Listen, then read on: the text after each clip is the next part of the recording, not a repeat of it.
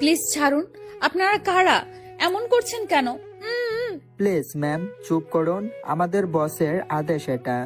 জেরিন আর কিছুই বলতে পারল না। তার আগেই কিছু লোক তাকে বেহুশ হওয়ার ইনজেকশন পুশ করে দেয়, আর সাথে সাথে বেহুশ হয়ে যায় জেরিন। কি অবস্থা ওর? ঠিক আছে তো? জি বস, আপনি চিন্তা করবেন না, সব ঠিক আছে। কাল সকালে চোখ মেলে জেরিন দেখবে তার আরেকটা জীবন শুরু হয়ে গিয়েছে। এই বলে আমির একটা ডেভিল হাসি দেয়।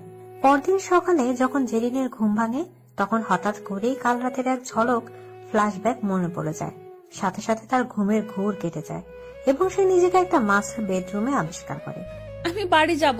আপনারা কারা আর কেনই বা আমাকে এখানে ধরে নিয়ে এসেছেন?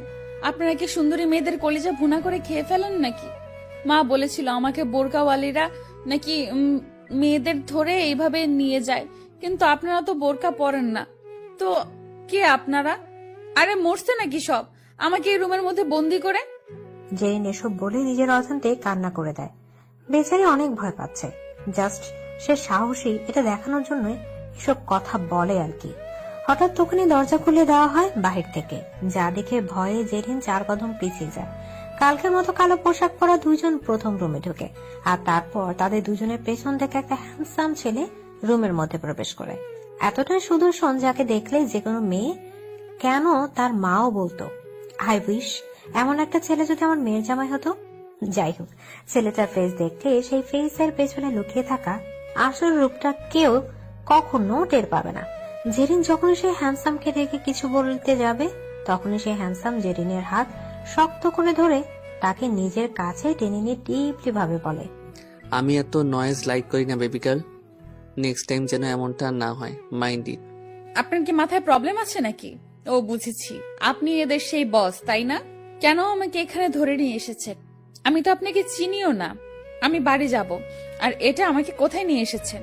কান্না করতে করতে। উফ, স্টপ। আমার এত কথা শুনতে ভালো লাগে না, তাই চুপ থাকাতেই তোমার মঙ্গল। আর লিসেন, তুমি তোমার বাড়ির নাম ভুলে যাও, আর কখনো যাওয়া হবে না তোমার সেখানে। বাকিটা আমি পরে ভেবে দেখবো। আপাতত পাখিকে কিছুদিন খাঁচায় পুড়ে পোস্ত মানাই। আমার নামও জেরিন, আমাকে আপনি চেনেন না। আমি তো বাড়ি যাবই, আপনি এই কথা মাথায় ঢুকিয়ে নিন। চিনতেই তো চাই আমি তোমাকে বেবি গার্ল। রহস্যময় এক হাসি দিয়ে এসব বলে যখনই আমির তার লোকদের নিয়ে রুম থেকে বের হবে, তার আগেই জেরিন আমিরের এক লোককে ধাক্কা দিয়ে রুম থেকে বাইরে বের হতে দেয়। কিন্তু আমির জেরিনকে ধরে ফেলে। অনেক বার বেড়ে গিয়েছে তোমার, তাই না? তোমার বার আমি কমাচ্ছি। এই বলে আমির জেরিনকে ছুঁড়ে বিছানায় ফেলে দেয় এবং তার গার্ডদের ইশারা দেয়। ইশারা পাওয়া মাত্রই গার্ডরা জেরিনের কাছে এগোতে থাকে। জেরিন বিপদের আশঙ্কা টের পেয়ে আমিরের কাছে ক্ষমা চাইতে শুরু করে, কিন্তু অনেকটা লেট হয়ে গিয়েছিল। মুহূর্তেই একজন গার্ড জেরিনের এক পা শক্ত করে ধরে ফেলে এবং অন্যজন তার হাত। জেরিনের 2 চোখ দিয়ে পানি গড়িয়ে পড়ে।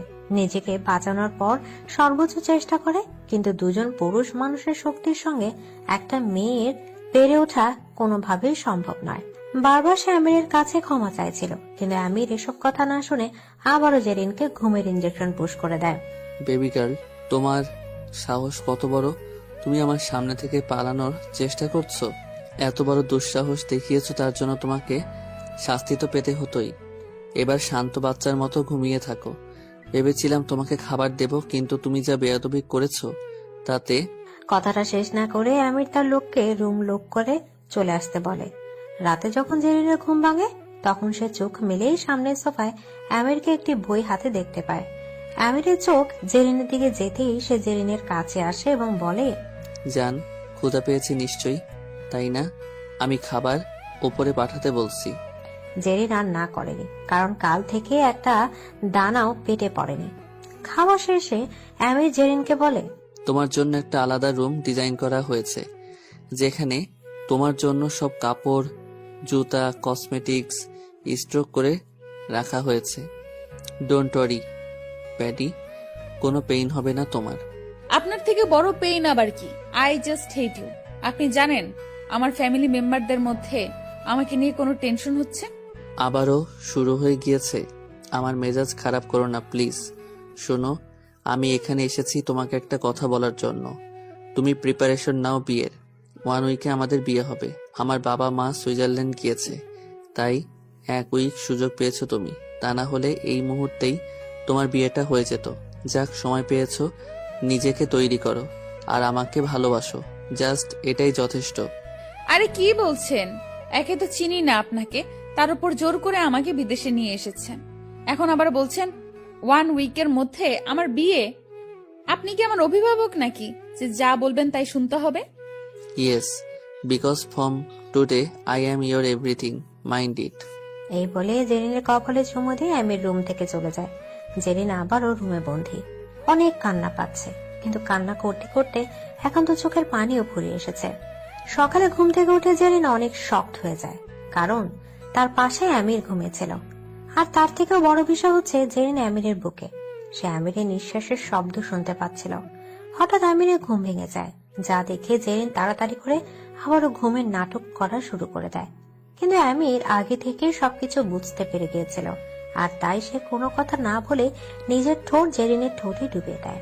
জেরিন নিজের প্রাণপণ শক্তি দিয়ে আমিরকে সরানোর ট্রাই করলেও ব্যর্থ হয়। এমনিতেও পরপর 2টি ইঞ্জেকশনের পেইন এখনো কমেনি।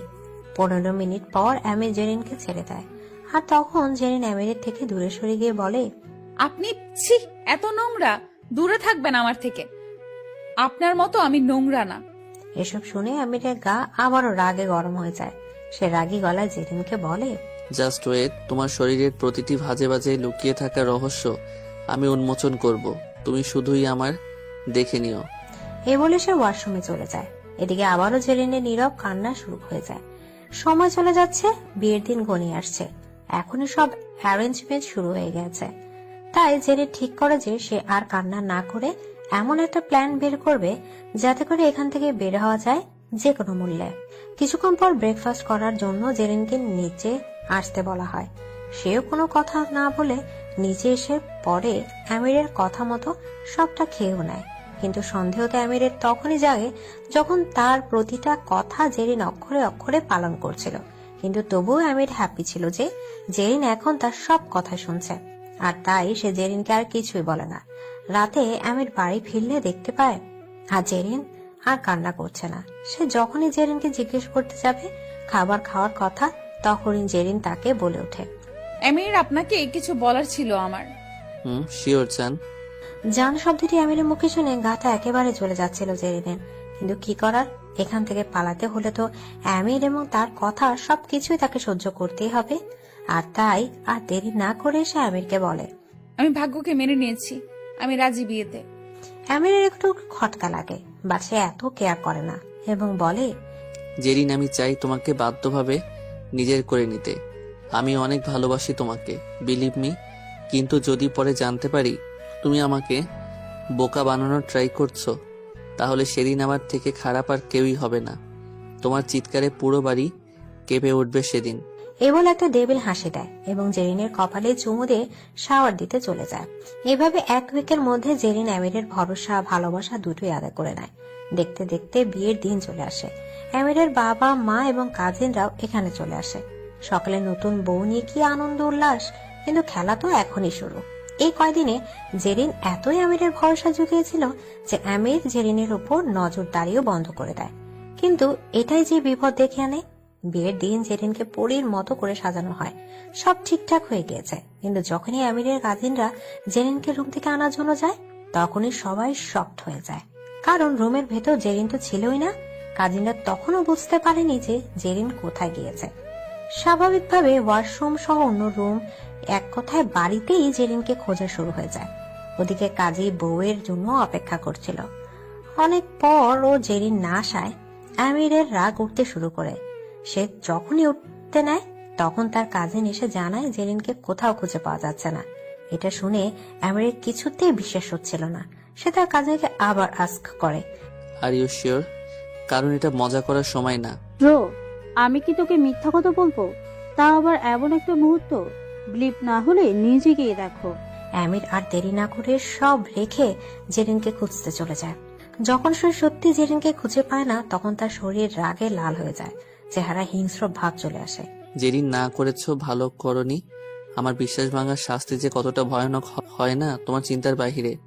আর পালিয়ে তুমি কোথায় যাব? তোমাকে আমির খানের কাছে ব্যাক করতে হবে। এসব বলে সে বাড়ির সব গার্ডদের ডেকে আনে। তোমরা থাকতে বাড়ি থেকে একটা মেয়ে পালিয়ে কি করে যায়? স্যার, আপনি তো বলেছিলেন ম্যামের ওপর আর এখন নজর রাখা লাগবে না। আর বাড়িতে এত মানুষ, কেউ ঢুকছে তো কেউ বের হচ্ছে, তাই হয়তো আমরা বুঝতে পারিনি। তোরা কেউ কাজের না। যদি জেরিনকে না পাই তাহলে তোরা কেউ বাঁচতে পারবি না।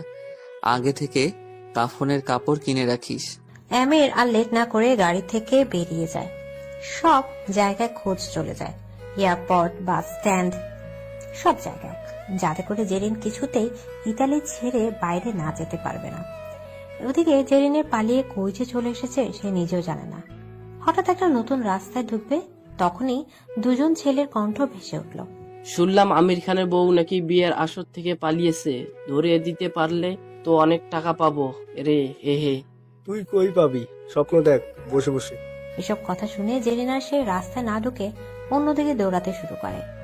আসলে জানেন জেরিনকে গার্ডরা চিনতে পারেনি কেন? কারণ সে বিয়ের জামা কাপড় গয়না সব খুলে একে প্ল্যান করে বাড়িয়েছে। বউ হয়ে পালালে কবেই ধরা খেত। এদিকে বাড়ির সবকিছু ফেলে জেরিনকে খুঁজতে চলে যায় গাড়ি নিয়ে। মা সেলিনা খান ও ছেলের এমন রাগকে অনেক ভয় পায়। সে আন্দাজ করতে পেরেছিল জেরিনের কপালে আজ অনেক ভয়ানক কিছু লেখা হয়ে গিয়েছে। ওদিকে জেরিন পালাতে পালাতে একটা নির্জন এলাকায় চলে আসে, যেখানে জনমানুষদের আনাগোনা একেবারে কম। তাই সে সিদ্ধান্ত নেয় আজকে রাতটা এখানে কোথাও কাটিয়ে দিবে। রাতটা কোনো মতে এখানে কাটাতে পারলেই হয়। সকালে সে নিজের কোনো একটা ব্যবস্থা করে নেবে। এতগুলো পথ হেঁটে এসেছে, কিন্তু একটা বাড়ি পর্যন্ত জেরিনের চোখে পড়েনি। হঠাৎ করে সে দূরে একটা ছোট্ট বাড়ি দেখতে পায়।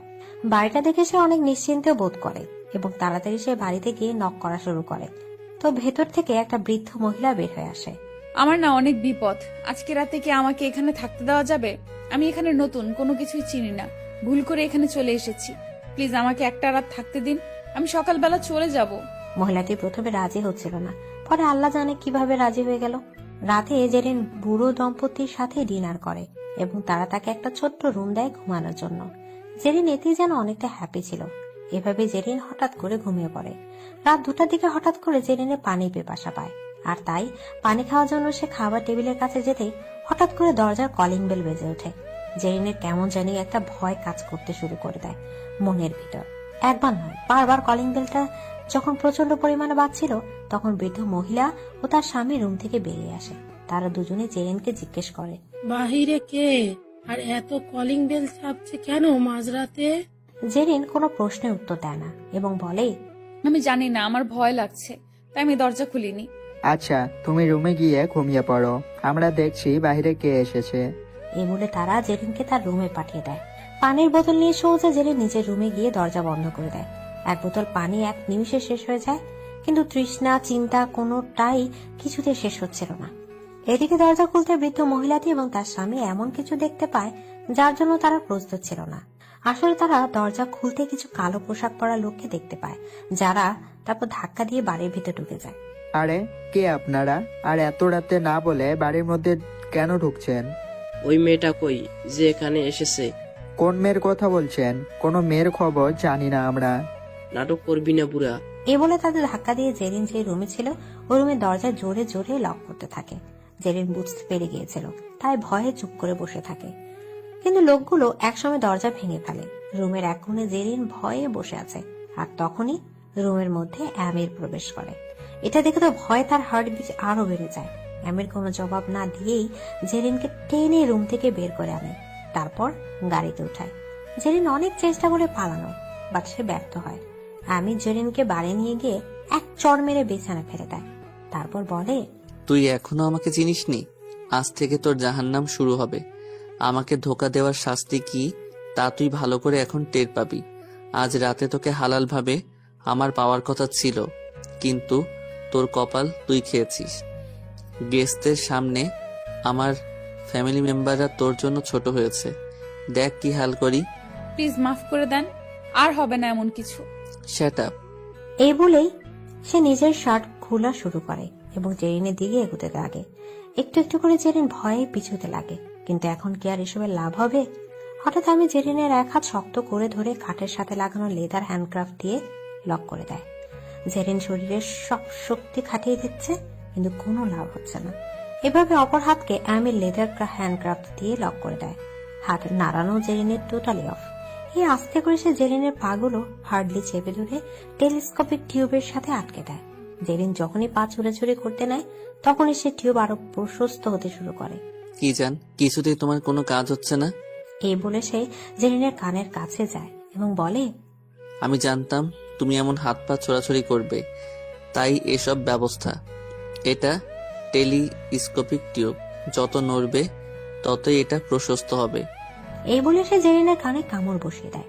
ব্যথায় জেরিন আহ বলে চিৎকার দেয়, কিন্তু আমিরের এসবে খেয়ালে নেই। আস্তে আস্তে সে নিজের ঠোঁট জেরিনের ঠোঁটে ডুবিয়ে দেয়। নিঃশ্বাস বন্ধ হয়ে যাচ্ছে জেরিনের, কিন্তু কিছু করতে পারছে না। এভাবেই সে জেরিনের সারা শরীর খুবড়ে খুবড়ে পায়, নানাভাবে জেরিনকে পানিশমেন্ট দেয়। 2 ঘন্টা পর তার স্বার্থ হাসিল হয়ে গেলে ক্লান্ত শরীর নিয়ে জেরিনের উপর থেকে নেমে ঘুমাতে চলে যায়। এদিকে জেরিনের সারা শরীর ব্যথায় শেষ হয়ে যাচ্ছিল। আজ সত্যি তার চিৎকারে পুরো বাড়ি কেঁপে উঠেছিল, কিন্তু কেউ তাকে বাঁচাতে আসেনি। এই অসহ্য যন্ত্রণার কারণে কখন সে ব্যথায় আর্তনাদ করতে করতে জেরিন ঘুমিয়ে পড়ে তা সে নিজেও জানে না। সকালে যখন ঘুম থেকে জেগে উঠে তখন সে দেখতে পায় সে অ্যামিরির বুকের মধ্যে। তাড়াতাড়ি করে নিজেকে ছাড়িয়ে নেয়। অ্যামি তখনও ঘুমাচ্ছিল। জেরিনের হাত পা রাতে চাহিদা পূরণ হওয়ার পরপরই খুলে দিয়েছিল, তাই বিছানা থেকে উঠে সে আয়নার কাছে যায়। ছি, কি হাল করেছে! সারাটা শরীরে ওই নোংরা লোকটার নোংরামির চিহ্ন, এখনো সারা শরীর ব্যথা করছে। হঠাৎ পেছন থেকে শব্দ আসে জেরিন। ঘাড় ঘুরাতেই জেরিন দেখতে পায় অ্যামির উঠে গিয়েছে। আপনার কি কোনো জামা কাপড় নাই নাকি? নোংরামির একটা লিমিট থাকা দরকার। দেখেন কি হাল করেছেন, আমার সতীত্ব নষ্ট করে দিয়েছেন আপনি আমার। এখন এই মুখ আমি কাকে দেখাবো? আমাকে দেখালেই হবে। এই বলেই অ্যামি জেরিনের কপালে চুমু দেয় এবং তার কানের কাছে এসে বলে, তিলটা কিন্তু অনেক সুন্দর জায়গায় তোমার। এই বলে মুচকে হাসি দিয়ে ওয়াশরুমে চলে যায় সে। কিন্তু এটা যে এখন শুধুমাত্র ভালোবাসার হাসি না, এটা পেছনে লুকিয়ে আছে তাকে ধোঁকা দেওয়ার ভয়ানক এক প্রতিশোধের গল্প। জেরিনের রুমের মধ্যে এখন সিসিটিভি ক্যামেরা, কিন্তু এটা জেরিন জানে না রুমের সামনে 2জন লোককে পাহারা দেওয়ার জন্য নিযুক্ত করা হয়েছে। আজ আমি সন্ধ্যায় বাড়ি ফিরে আসে, এসে আগে জেরিনের কাছে যায়। গিয়ে দেখে জেরিন শুয়ে আছে। অ্যামিরকে দেখে জেরিন ভয়ে পিছিয়ে আসে। ভয় পাচ্ছ কেন? আপনি নরখাদক। তুমি কি? আমি কি মানে? আমার মনটাকে যে এখানে খেয়ে ফেললে কাঁচা, তার বেলায় কিছু না। শুনুন, আমি আপনার বউ না, তাই আমি পালিয়েছি। আর এত মেয়ে থাকতে আমার পেছনে কেন লেগেছেন? আপনার তো ভাত ফেললে কাকের অভাব হয় না। না জানি কত মেয়ের সাথে বিছানায় জড়াজড়ি করেছেন। এই তো মেজাজটা গরম করে দিলি। বাসায় ঢুকতে না ঢুকতেই তোর ফালতু কথা শুরু। এসব বলে সে নিজেকে কন্ট্রোল করে নেয়। আমি অন্য কাউকে ভালোবাসি। তুমি কি চাও না জান তোমার প্রেমিক হাত পা চারটে নিয়ে সুস্থভাবে বেঁচে থাকুক? ও তোমার তো একটা ছোট বোনও আছে। তুমি তো আর বড় বোন হয়ে চাইবে না তোমার বোনের একটা নোট ভিডিও বের হোক, তাই না? না, দেখুন, আমাকে যাই করুন না কেন, ওদের কিছু করবেন না। তুমি জানো তোমাকে আমি প্রথম দেখাতেই ভালোবেসে ফেলেছিলাম। প্রথম তোমাকে আমি আমার কোম্পানির সামনে দেখেছিলাম। আমি তখন মিটিং শেষ করে সবেমাত্র গাড়ি নিয়ে বের হচ্ছিলাম। একবার না কয়েকবার তোমাকে আমি আমার কোম্পানির সামনে দিয়ে হেঁটে যেতে দেখেছি। চেয়েছিলাম তোমাকে নিজ থেকে গিয়ে প্রপোজ করতে। এত সুন্দর একটা সারপ্রাইজ দিব ভেবেছিলাম, যা তুমি কখনো হয়তোবা কল্পনাও করতে পারবে না। কিন্তু সেদিনই আমার মেজাজ গরম হয়ে যখন তোমাকে আমি তোমার বয়ফ্রেন্ডের সাথে হাত ধরে রাস্তায় হেঁটে হেঁটে গল্প করতে দেখি। শুনো, আমি না লাইফে কখনো কোনো কিছু করার জন্য কারো থেকে পারমিশন নেইনি। আমি প্রয়োজনও মনে করি না কোনো পারমিশন নেওয়ার। কিন্তু ভেবেছিলাম নিজ থেকে তোমাকে প্রপোজ করব, ভালোবাসার কথা জানাবো। কিন্তু তুমি যা করেছো তা মোটেও সহ্য করার মতো ছিল না। তোমাকে ভালোবাসার একমাত্র হক আমার। আমি ছাড়া তোমার দিকে অন্য কেউ চোখ তুলে তাকালে আমার সহ্য হয় না। আমার মন চায় তাকে খুন করে ফেলি। কিন্তু তাও তোমার কথা চিন্তা করে তোমার বয়ফ্রেন্ডের কোনো ক্ষতি আমি করিনি। কিন্তু তাই বলে তুমি এটা ভেবো না যে তার কোনো ক্ষতি হবে না। তুমি যদি আমার কথা না শুনো, আমাকে বিয়ে না করো, তাহলে তোমার পুরো ফ্যামিলির উপর নেমে আসবে ভয়ানক এক মহামারী, যে মহামারী তোমার পুরো পরিবারকে নিস্তেজ করে দিবে। কিছুতেই আমি আপনাকে বিয়ে করব না। এই কান খুলে শুনে রাখুন, দেখি আপনি কি করতে পারেন। ও তুমি দেখতে চাও আমার ক্ষমতা কি? ওয়েট বেবি, দেখাচ্ছি। এই বলে অ্যামির একটি ভিডিও ওপেন করে যা দেখে জেরিনের পা থেকে মাথা সম্পূর্ণ কেঁপে ওঠে। আপনি আমার বোন যারাকে কিডন্যাপ করেছেন? প্লিজ ওর কোনো ক্ষতি করবেন না। ও ছোট মানুষ, কিছু বোঝে না এসব। ও না হয় ছোট, কিছু বোঝে না, কিন্তু তুমি তো বড়, তুমি তো সব বোঝো। তাহলে কেন বুঝদারের মতো কাজ করছো না বেবি? আপনাকে বিয়ে করলেই তো সব সমস্যার সমাধান হয়ে যাবে, তাই না? করব আমি আপনাকে বিয়ে। নিজের পরিবারের সম্মান বাঁচাতে আমি সব করতে রাজি। এমনিতেও আমার জন্য পরিবারের মাথা একেবারে নিচে নেমে গিয়েছে। তারা ভাবছে আমি অন্য একজনের সাথে পালিয়ে গিয়েছি, কিন্তু বাস্তবতা যে কতটা নিষ্ঠুর তা হয়তোবা তারা বুঝতেও পারেনি। আপনি আমাকে আমার পরিবারের সামনে খারাপ বানিয়ে দিয়েছেন। একদম চুপ থাকো ভাইরে ভাই, তুই এত কথা বলিস কি করে? আমার কানটা একেবারে হ্যাং হয়ে গিয়েছে। ধমক দিয়ে। প্লিজ আমির। ওলে ভয় পেয়ে গিয়েছো বুঝি? আচ্ছা শোনো, তোমাকে তো আমি বিয়ে করবই, কিন্তু তার আগে তো কয়দিন আমাকে তোমার খুশি করতে হবে। আমি যা যা বলবো সব করতে হবে, সব। কিন্তু আমিরের মাথায় কি যে চলছিল তা কেউ জানে না। প্রতিশোধ নেওয়ার জন্য কিন্তু একটা মানুষ সবকিছু করতে পারে। শোনো, রাতে একটা হট ড্রেস পরে আমার সামনে আসবে। আমি রুমে এসে যেন দেখি তুমি রেডি হয়ে গিয়েছো। Mind it. এসব বললো আমির ফ্রেশ হয়ে তার মায়ের রুমে চলে যায়। আমির, তুমি সত্যি কি জেরিনকে ভালোবাসো? আমার জানি কেন অনেক ভয় লাগছে। মম, ভয় পাওয়ার কি আছে? ভয় তো জেরিন পাবে। আমাকে ধোকা দেয়, ওর সাহস কত বড় ও জানে না প্রতারকদের আমি কতটা ঘৃণা করি। কিন্তু ডলার কি হবে? আমরা তো চেয়েছিলাম ও যেন আমাদের বউ হয়ে আসুক, আর মেয়েটা একেবারে আমাদের ফ্যামিলির জন্য যেমন পারফেক্ট তেমনই সে তোমাকে অনেক ভালোবাসে। আমাকে কে ভালোবাসলো সেটা ফ্যাক্ট না, আমি কাকে ভালোবাসি সেটাই আসল বিষয়। কিন্তু দোলা সত্যি পারফেক্ট। আসলে দোলা হচ্ছে আমিরের স্কুল ফ্রেন্ড। শুধু স্কুল ফ্রেন্ড না, বরং দোলার বাবা এবং আমিরের বাবা একে অপরের বিজনেস পার্টনার এবং ছোটবেলার বন্ধু। দুই ফ্যামিলি ছোট থেকে চেয়েছিল এদের দুজনকে একসাথে বিয়ে দেওয়ার, কিন্তু জানেনই তো আমির কতটা জিদি ছেলে। কিন্তু অনেক সময় মানুষ প্রতিশোধের আগুন জ্বলে এমন অনেক কিছুকে আপন করে নেয় যা সে কখনো আপন করতে চায়নি। আমির, তুই যাকে বিয়ে করিস না কেন, তাড়াতাড়ি বিয়ের কাজটা সেরে নে। আমি কি আর নাতি নাতনির মুখ দেখতে পারবো না? সব পারবে। শুনো, আমি আজকে রাতেই দোলাকে এখানে চলে আসতে বলবো, সব ব্যবস্থা করে ফেলবো। এমনিতে অনেকদিন ধরে আমার সাথে কোনো কথা হয়নি। ও মা, এটা তো ভালো খবর, কিন্তু হঠাৎ করে তুই দোলাকে এখানে আসতে বলছিস কেন? মেয়েটা এমনিতেই তোকে ভালোবাসে, তার উপর যদি জানতে পারে তুই আর একটা মেয়েকে বাড়িতে নিয়ে এসেছিস, তার সাথে সময় কাটাচ্ছিস, তাহলে ওই মেয়েটা কি অবস্থা হবে তুই বুঝতে পারছিস? কিছু হবে না, কারো ভালো করতে গেলে তো কারো ক্ষতি হয়ে যায়। মা, তুমি ঘুমিয়ে পড়ো। বাই, গুড নাইট মম। এই বলে আমির জেরিনের রুমে প্রবেশ করে, কিন্তু সেখানে গিয়ে দেখে জেরিনকে সে যে ড্রেসটা পরতে বলেছে তা এখনো বিছানার উপরে রাখা, আর জেরিন ঘুমিয়ে পড়েছে।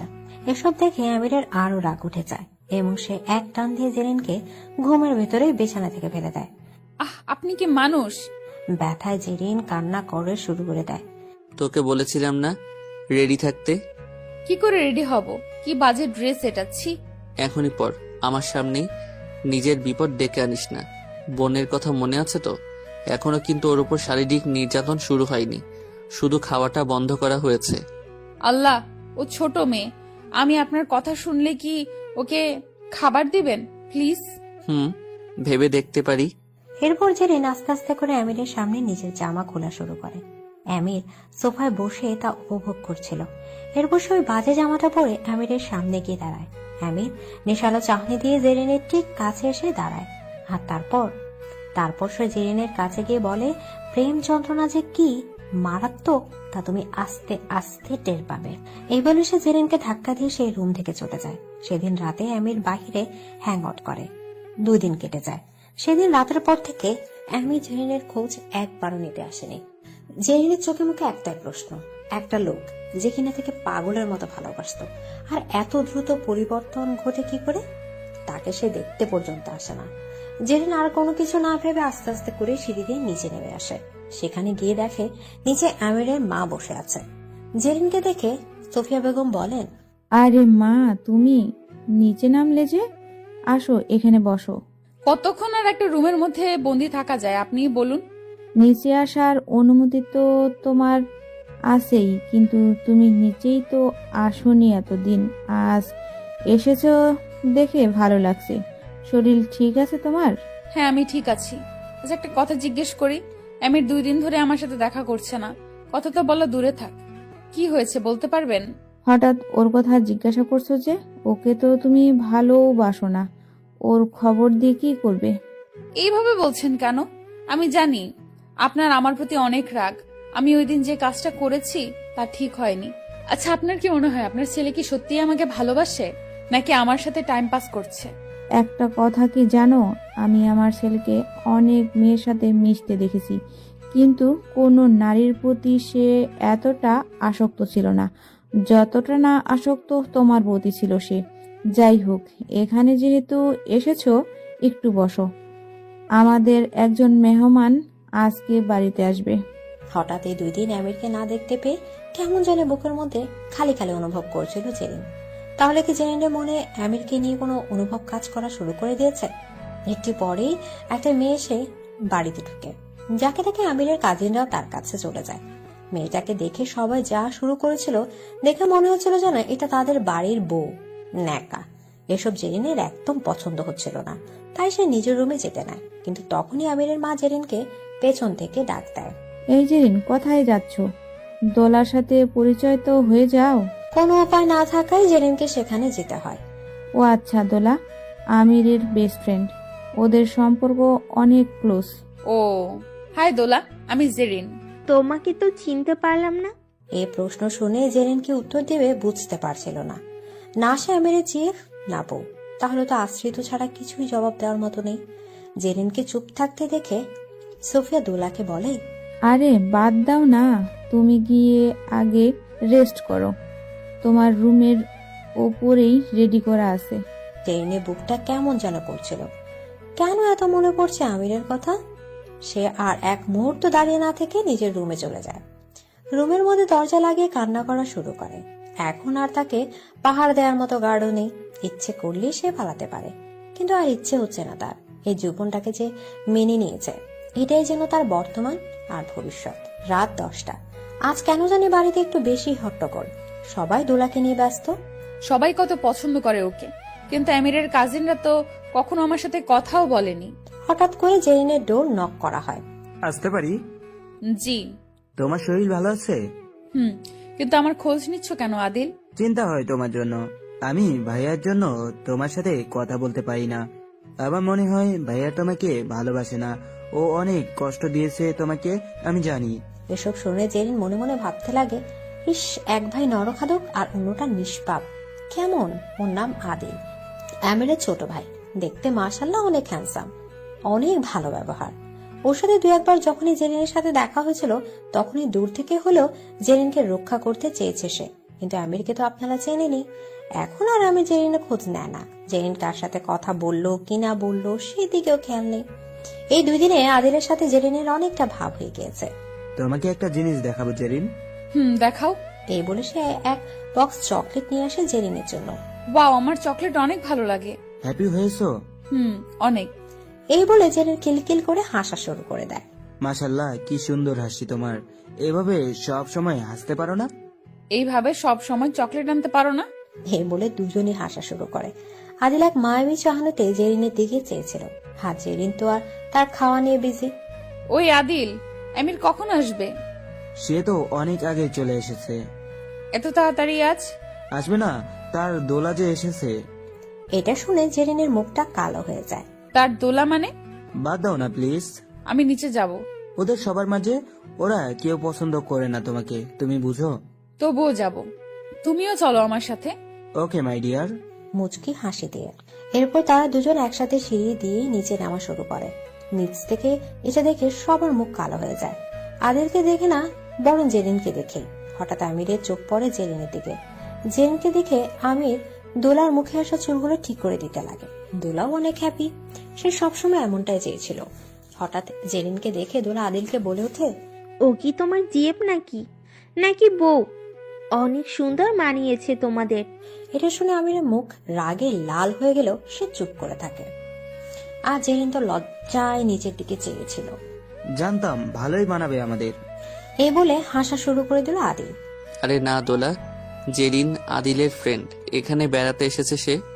এ কথা শুনে বাড়ির লোকেরা না যতটুকু অবাক হয় তার থেকেও বেশি জেরিন অবাক হয়। মনে মনে ভাবতে লাগে, এত তাড়াতাড়ি আমাকে পর করে দিল লোকটা। আমাকে না সে ভালোবাসতো। আদিল নিজেও কি বলবে বুঝতে পারছিল না, তাই জেরিনকে সে নিজের রুমে নিয়ে যায়। বলেছিলাম না নিচে যাওয়ার কোনো দরকার নেই, শুনলে তো ভাইয়া কি বলেছে? আমাকে না ও ভালোবাসতো। আরে তুমি অনেক বোকা, ও একটা টক্সিক লাভার, হাজারো মেয়েকে ও এইভাবে ছেড়ে দিয়েছে। আরেকটা কথা, দোলা আপুকে জানো? আমির ভাইয়ার বাগদত্তা। বাগদত্তা মানে হলো আমার বাবা মা এবং দোলা আপুর বাবা মা ছোটবেলা থেকেই চেয়েছিল আমির আর তার বিয়ে হোক। তাদের বিয়ে পুরোপুরি ভাবে ঠিক হয়ে গিয়েছিল, কিন্তু তার আগে দিয়ে ভাইয়া বাংলাদেশ যায় আর সেখান থেকে তোমার সাথে দেখা হয়, তোমাকে ভালো লেগে যায়। তারপর আর কি, তোমাকে এখানে আনার পর তো ওদের বিয়ে স্কিপ হয়ে যায়। সবকিছু বুঝলাম, মেনেও না হয় নিলাম, কিন্তু এই মেয়ে এখন এখানে কেন এসেছে? মেবি দেখো, ভাইয়া আর তার বিয়ে এই না হয়েই যাবে, কারণ শুনলাম ভাইয়া ওকে এখানে আনিয়েছে। মজা করছো আমার সাথে তুমি? আমি কি করব? কোথায় যাব আমি এখন? এ বলে জেরিন কান্না করতে লাগে। কান্না করতে করতে সেই রুমে ঘুমিয়ে পড়ে জেরিন। তাই আদিল তাকে ডিস্টার্ব না করে সোফায় ঘুমিয়ে পড়ে। সকালে আমির জেরিনের রুমে তার একটা ইম্পর্টেন্ট ফাইল খুঁজতে যায়। গিয়ে দেখে দরজা খোলাই রুম। ভেতরে গিয়ে সে অবাক হয়, কারণ রুমের মধ্যে জেরিন ছিল না। তাই কাউকে না জানিয়ে জেরিনকে এই রুম ও রুম খুঁজতে লাগে। ওদিকে জেরিনের ঘুম যখনই ভাঙে তখনই সে দেখতে পায় জেরিন আদিলের রুমে, আর আদিল সোফায় ঘুমিয়ে আছে। এসব থেকে সে কি করবে বুঝতে পারছিল না, তাই সে তাড়াতাড়ি করে আদিলকে ঘুম থেকে জাগিয়ে তোলে। এই আদিল ওঠো, তুমি আমাকে রাতে জাগাওনি কেন? আদিল ঘুমের চোখে বলে, ঘুমন্ত পরীকে কি করে জাগাই বলো? ও ফাদিল, কি বলছো? সারা রাত ঘুমাতে তোমার অনেক কষ্ট হয়েছে তাই না? ওঠো এখন বিছানায় এসে ঘুমাও। Okay madam. এদিকে জেরিনকে খুঁজতে খুঁজতে আমি যখন আদিলের রুমের সামনে দিয়ে যেতে নেয় তখনই সে রুম থেকে জেরিনকে বের হয়। আর এটা দেখে আমির অনেক বেশি অবাক হয়। জেরিন আমিরকে এখানে আশা করেনি। জেরিন, এত সকালে তুমি এই রুম থেকে কেন বের হচ্ছ? ওয়েট, আমি বলছি।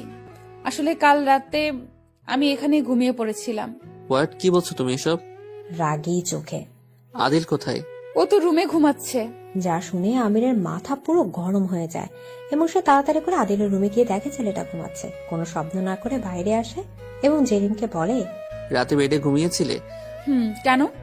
আমির আর কিছু বলে না, সোজা জেরিনকে টানতে টানতে তার রুমে নিয়ে যায় এবং দরজা লাগিয়ে দেয়। কি হলো, এমন করছো কেন? তুই যে নষ্টা মেয়ে এটা আমি ভাবতেও পারিনি। শেষমেশ আমার ছোট ভাইয়ের সাথে রাত কাটিয়েছিল। ছি, একটু ভাবলি না যে ওটা আমার ভাই? ভুল বুঝছো তুমি আমাকে। চুপ একদম। একসময় সে জেরিনের গায়ের জামাটা টান দিয়ে ছিঁড়ে ফেলে। জেরিন বারবার ক্ষমা চাইছিল আমিরের কাছে, কিন্তু এসব ক্ষমা তো তার কান অব্দি যায়নি। আমির জ্বলন্ত সিগারেটটা দিয়ে জেরিনের পেট পুড়িয়ে দেয়। ব্যথায় যেদিন আর্তনাদ করতে শুরু করে। একসময় জেরিনকে যন্ত্রণা দেওয়া শেষ হয়ে গেলে আমি সেই রুম থেকে বেরিয়ে যায়। জেরিনের সুন্দর পেটে এখন আমিরের ভালোবাসা চিহ্ন। সে তাকে এতটাই ভালোবাসে যে তাকে যন্ত্রণা না দিলে তার শান্তি লাগে না। দুপুর গড়িয়ে বিকাল হয়ে যাওয়ার পালা, কিন্তু জেরিন তার রুম থেকে বের হয়নি। এটা দেখে আদিলের অনেক চিন্তা হতে লাগে, আর তাই সে তার দেরি না করে জেরিনের রুমে যায় এবং সেখানে গিয়ে দেখে জেরিন খাটের কোণে পড়ে আছে। তাড়াতাড়ি করে জেরিনের কাছে যেতেই সে লক্ষ্য করে যে জেরিন জ্ঞান হারায়নি, কিন্তু তার অবস্থা খুব খারাপ। যখনই সে জেরিনকে কোলে তুলে বিছানায় শোয়াতে যাবে তখনই তার হাত জেরিনের পেটের মধ্যে লাগে, আর জেরিন ব্যথায় বলে চিৎকার দিয়ে ওঠে। এটা দেখে যখনই সে জেরিনকে বিছানায় শুয়ে দিয়ে পেটের উপর থেকে জামাটা একটু সরায় তখন তার চোখ কপালে উঠে যায়, কারণ জেরিনের পেট পুড়ে গিয়েছিল আর পুড়ে যাওয়া স্থান দিয়ে রক্ত বের হচ্ছে। এটা দেখে আদিলের আর বুঝতে বাকি থাকে না যে সব কার কাজ। আদিল তাড়াতাড়ি করে মলম নিয়ে আসে এবং আস্তে আস্তে করে জেরিনের পেটের মধ্যে লাগিয়ে দেয়। আদিলের নিজের ভেতরে জ্বলে পড়ে ছারখার হয়ে যাচ্ছিল জেরিনের এই কষ্ট দেখে। রাতে আদিল জেরিনকে খাইয়ে ঘুম পাড়িয়ে দেয়। পরদিন সকালে আমি সবাইকে নিজে ডেকে আনে। জেরিনে ছিল, মা, তোমাকে একটা ইম্পর্টেন্ট কথা বলার আছে। আমি চাই জেরিন তার রুমটা খালি করে দিক, কারণ ওই রুমটা আমার পাশেই, আর আমি চাই আজ থেকে সেখানে দোলা থাকুক। জেরিনের এসব শুনে চোখ দিয়ে পানি গড়িয়ে পড়ে। এত নিষ্ঠুর মানুষ কি কখনো ভালোবাসার যোগ্য হতে পারে? তখনই হঠাৎ করে জেরিন বলে ওঠে, আমি কিছু বলতে চাই আমির আপনাকে। কি? অনেকদিন তো এইখানে থাকলাম, আমার শখ আহ্লাদ সবই পূরণ হয়ে গিয়েছে। এখন আমি বাড়ি যাব এই সপ্তাহেই। এটা শুনে আমির অবাক হয়ে যায়। বাড়িতে অনেক কাজ আছে আমার, আর এখানে তো অনেক থাকলাম। এই বলে জেরিন তার রুমে যখনই যেতে নেয় তখনই আমির তাকে বাধা দেয় এবং বলে, আমার কথা তো এখনো শেষ হয়নি। আবার কি কথা? আমি একটা সিদ্ধান্ত নিয়েছি, আর তা হলো আমি দোলাকে বিয়ে করব। এসব শুনে জেরিন এবার পুরো নির্বাক হয়ে যায়। হায় রে ভাগ্য, এ কেমন পরীক্ষা। জেরিন আর এক মুহূর্ত দেরি না করে নিজের রুমে গিয়ে প্যাকিং শুরু করে। কি করছো জেরিন? দেখো আদিল, এখানে আর এক মুহূর্ত থাকা আমার পক্ষে সম্ভব না। কিন্তু এখন তো আর সাথে সাথে বাংলাদেশ যাওয়া পসিবল না। তুমি আমাকে একটা হেল্প করবে? 1 উইকের জন্য হলেও এখানে থাকার একটা জায়গা করে দিতে পারবে? তারপর বাংলাদেশে যাওয়ার ব্যবস্থাটা প্লিজ করে দিও। দিব, কারণ আমি চাই না এখানে আর তোমাকে কষ্ট পেতে হোক। থ্যাঙ্কস। সেই দিনে রাতে আদিলের রুমে জেরিন যায় তার সিদ্ধান্ত জানাতে, কিন্তু সেখানে গিয়ে দেখে দোলা আর আমির একে অপরের সাথে কি যেন নিয়ে একটা কথা বলছে। সরি, আমি তোমাদের ডিস্টার্ব করতে চাইনি, কিন্তু একটা ইম্পর্টেন্ট কথা বলতে আমি এখানে এসেছি। যা বলার ফার্স্ট বলো, কারণ আমি আর দোলা একটু ওর লেট নাইট ডিনার করতে বাইরে যাব। আমি কাল চলে যাচ্ছি, এটাই বলতে এসেছিলাম। আরে জেরিন, সামনে আমাদের বিয়ে, আর তুমি এখন চলে যাবে? আমি বাহিরের মানুষ তোলা, তোমাদের মাঝে থেকে পথের কাটা হতে চাই না। আমির আর কিছু বলে না। জেরিন যখন সেখান থেকে গিয়ে নিজের রুমের ব্যালকনিতে দাঁড়ায় তখন হঠাৎ করে সেখানে আমির চলে আসে এবং তাকে জিজ্ঞেস করে, তুমি আমার অনুমতি ছাড়া এই বাড়ি থেকে চলে যাওয়ার সিদ্ধান্ত কি করে নিয়েছো জেরিন? ওমা, আমি এই বাড়ি থেকে চলে যাব বলে আমাকে তোমার থেকে অনুমতি নিতে হবে, তাই না? আর তুমি যে আমাকে অনুমতি ছাড়া অন্য একটা মেয়েকে বাড়ির বউ করে এনেছো তার বেলায়? জানি এক সময় আমি তোমাকে ধোকা দিয়েছিলাম, কিন্তু সেই ধোকা দেওয়াটা পুরোটাই স্বাভাবিক ছিল। আমার জায়গায় যে কোনো মেয়ে নিজের জীবন বাঁচাতে একই কাজ করত, কিন্তু আমি সময়ের সাথে নিজেকে পরিবর্তন করে নিয়েছিলাম, ভালোবাসতে শুরু করেছিলাম তোমাকে। আর তুমি নিজে যে এত বড় ধোকাবাজ তা আমার জানা ছিল না। কেন করছো অন্য একটা মেয়েকে বিয়ে, আমার জীবনটা নষ্ট করে? আমার মন চেয়েছে তাই আমি দোলাকে বিয়ে করছি, আর এটাই আমার কাছে ভালো মনে হচ্ছে। ও, তোমার যা ইচ্ছা হবে তুমি তাই করবে। ইচ্ছে হলে একটা মেয়েকে বাংলাদেশ থেকে কিডন্যাপ করে বাইরের কান্ট্রিতে নিয়ে আসবে, ইচ্ছে হলে সেই মেয়েটাকে ইউজ করবে, আবার ছুঁড়ে ফেলে দিবে। ওয়াও, থাকো তুমি তোমার লাইফ নিয়ে হ্যাপি। চিরদিনের মতো চলে যাচ্ছি আমি তোমার জীবন থেকে। প্লিজ যেও না, বাকি জীবনটা এখানে কাটিয়ে দাও না। বাড়িতে গেলে তোমাকে আর মেনেও নিবে না। একটা কথাও বলবে না। আমি কি করব না করব, কোথায় থাকবো না থাকবো, সবকিছু এখন থেকে আমি ঠিক করব। অনেক অত্যাচার সহ্য করেছি তোমার, আর এর থেকেও বেশি খারাপ তখনই লেগেছে যখন তুমি আমার চরিত্র নিয়ে বাজে ভেবেছো। কিন্তু একটা কথা কি জানো, তোমার ভাই আদিল ঠিক তোমার বিপরীত। সে মানুষ হিসেবে যতটা না পারফেক্ট, একজন লাইফ পার্টনার হিসেবেও তেমনই পারফেক্ট। নিঃসন্দেহে তার জীবনে যে নারী আছে সেই নারী ভাগ্যবতী হবে। আসলে তোর মতো মেয়েরা না ক্যারেক্টারলেস। আমাকে দিয়ে তো তোর হয়নি। এখন আমার ভাইকে সরল সোজা পেয়ে, ওর টাকা পয়সা আছে, সবকিছু আছে, তাই ওর পিছনে লেগেছিস। তোর যেখানে খুশি সেখানে যেতে পারিস। এসব বলেই আমি সেখান থেকে চলে যাই আর জেরিন অঝরে কান্না করতে লাগে। পরদিন জেরিন সবাইকে বিদায় দিয়ে ওই বাড়িটা ছেড়ে চলে যায়। আদিল সবাইকে জানায় যে জেরিনের বাংলাদেশে যাওয়ার ব্যবস্থা হয়ে গিয়েছে, আর তাই সে জেরিনকে এয়ারপোর্টে পৌঁছে দেওয়ার জন্য তার সাথে যাচ্ছে। কিন্তু কেউ আসলে তাদের মধ্যকার আসল সত্যটা জানে না যে জেরিন বাংলাদেশে না গিয়ে আরো 1 সপ্তাহ এদেশেই থাকবে।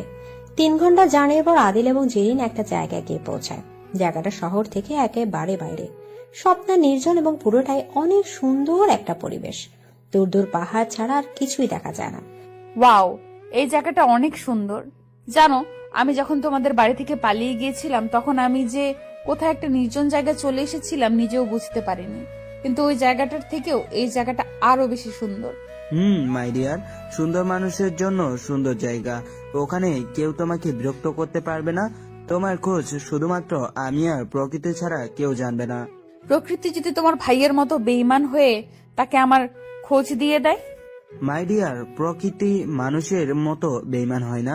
শোনো, আগে রুমে চলো, তারপর যত মন চায় বলবে। তোমার জন্য সবকিছুর ব্যবস্থা করে রেখেছি।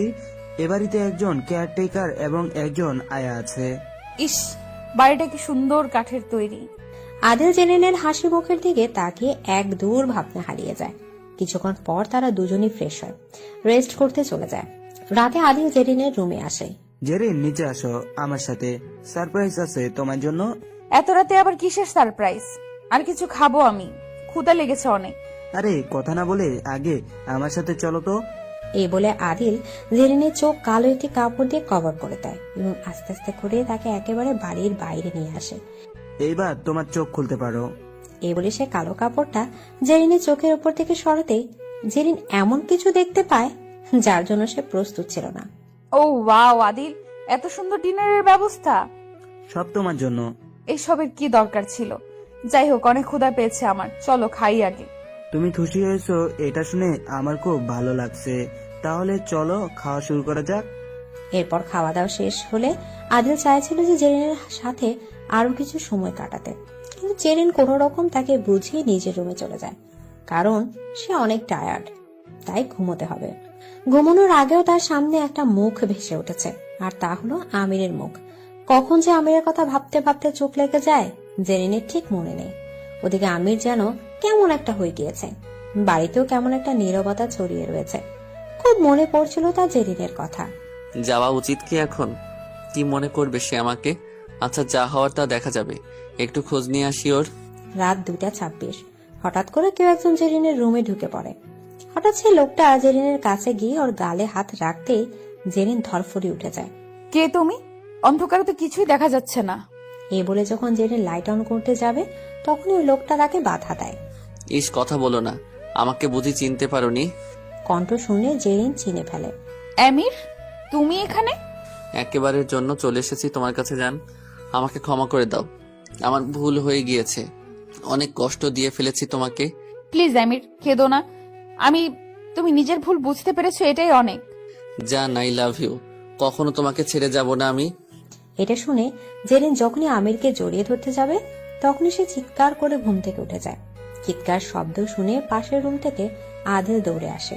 কি হয়েছে জেরিন? জানি না, পেটে অনেক জোরে হঠাৎ ব্যথা অনুভব করলাম, প্লিজ পানি দাও আমাকে একটু। আদিল লাইট অন করে জেরিনকে পানি দিয়ে জিজ্ঞেস করে, এত রাত হয়ে গেছে, ঘুমাওনি কেন? ঘুমিয়েছিলাম, অনেক সুন্দর একটা স্বপ্ন দেখছিলাম, হঠাৎ ঘুমের মধ্যে ব্যথা অনুভব করলাম, তাই ঘুমের মধ্যে চিৎকার দিয়ে ফেলি। আচ্ছা, আগে রিল্যাক্স হও প্লিজ। এখন কেমন লাগছে? কাল হসপিটালে নিয়ে যাব, ওকে? না, আমি ঠিক আছি। তুমি কেন ঘুমাওনি? আমি লেট করে ঘুমাই, ফোন টিপছিলাম। যাক, রাত জেগে তো কারো উপকারে আসতে পারলাম।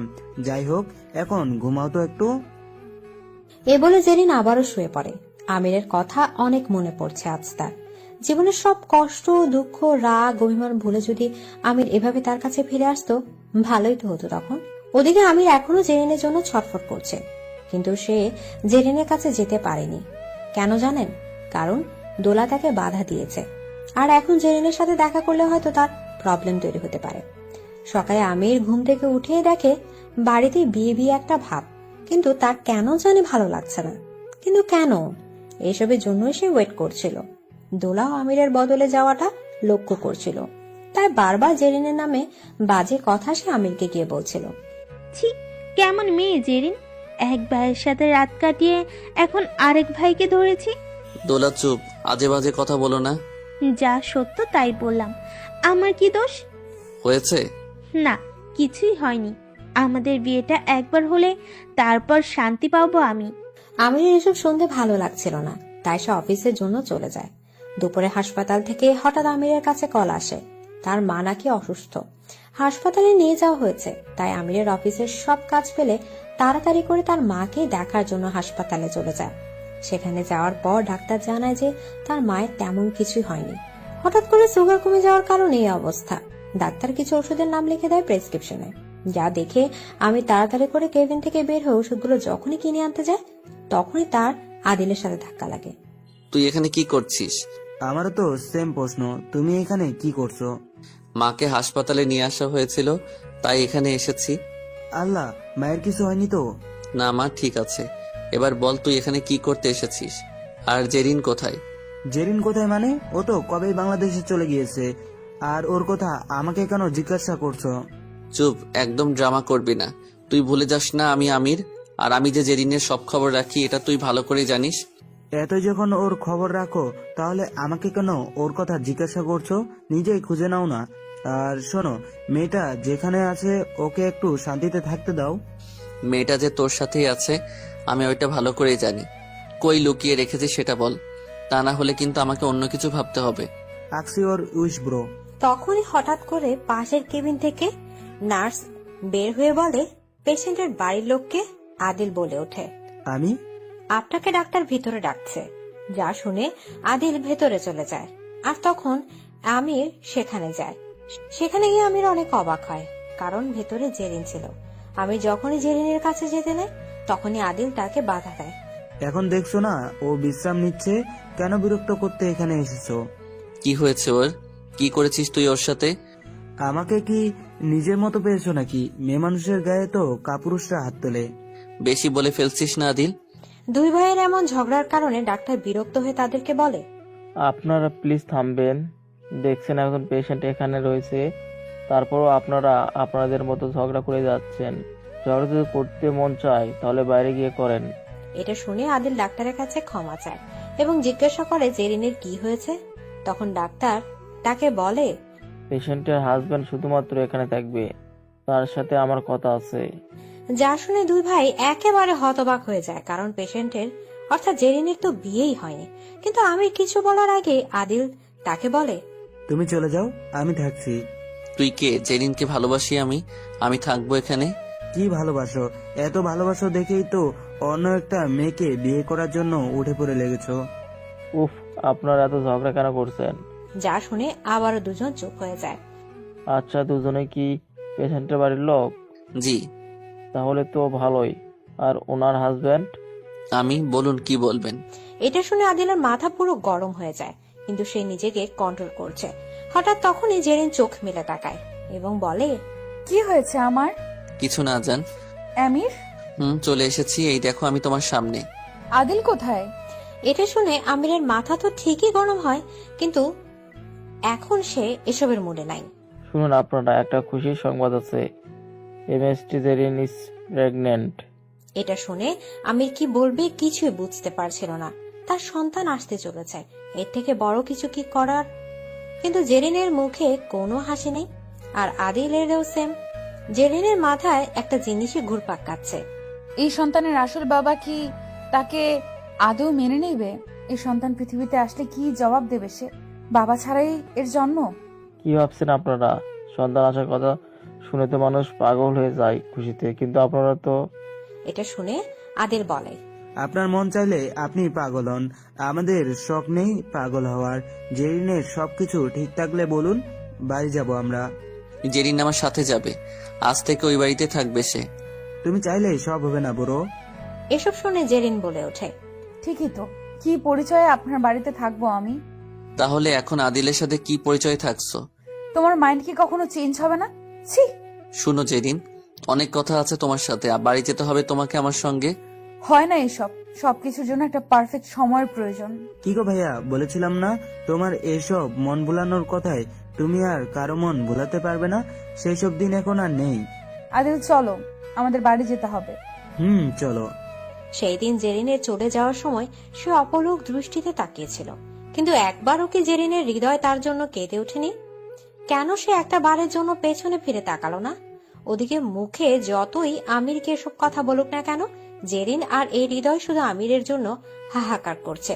কিন্তু কি করে যেত সে ওই বাড়ি? বাচ্চাটাই বা কি পরিচয়ে পৃথিবীতে আসতো? কিন্তু এটা আমিরের ভালোবাসার চিহ্ন, তাই এভাবে তো একে দূরছাই করা যায় না।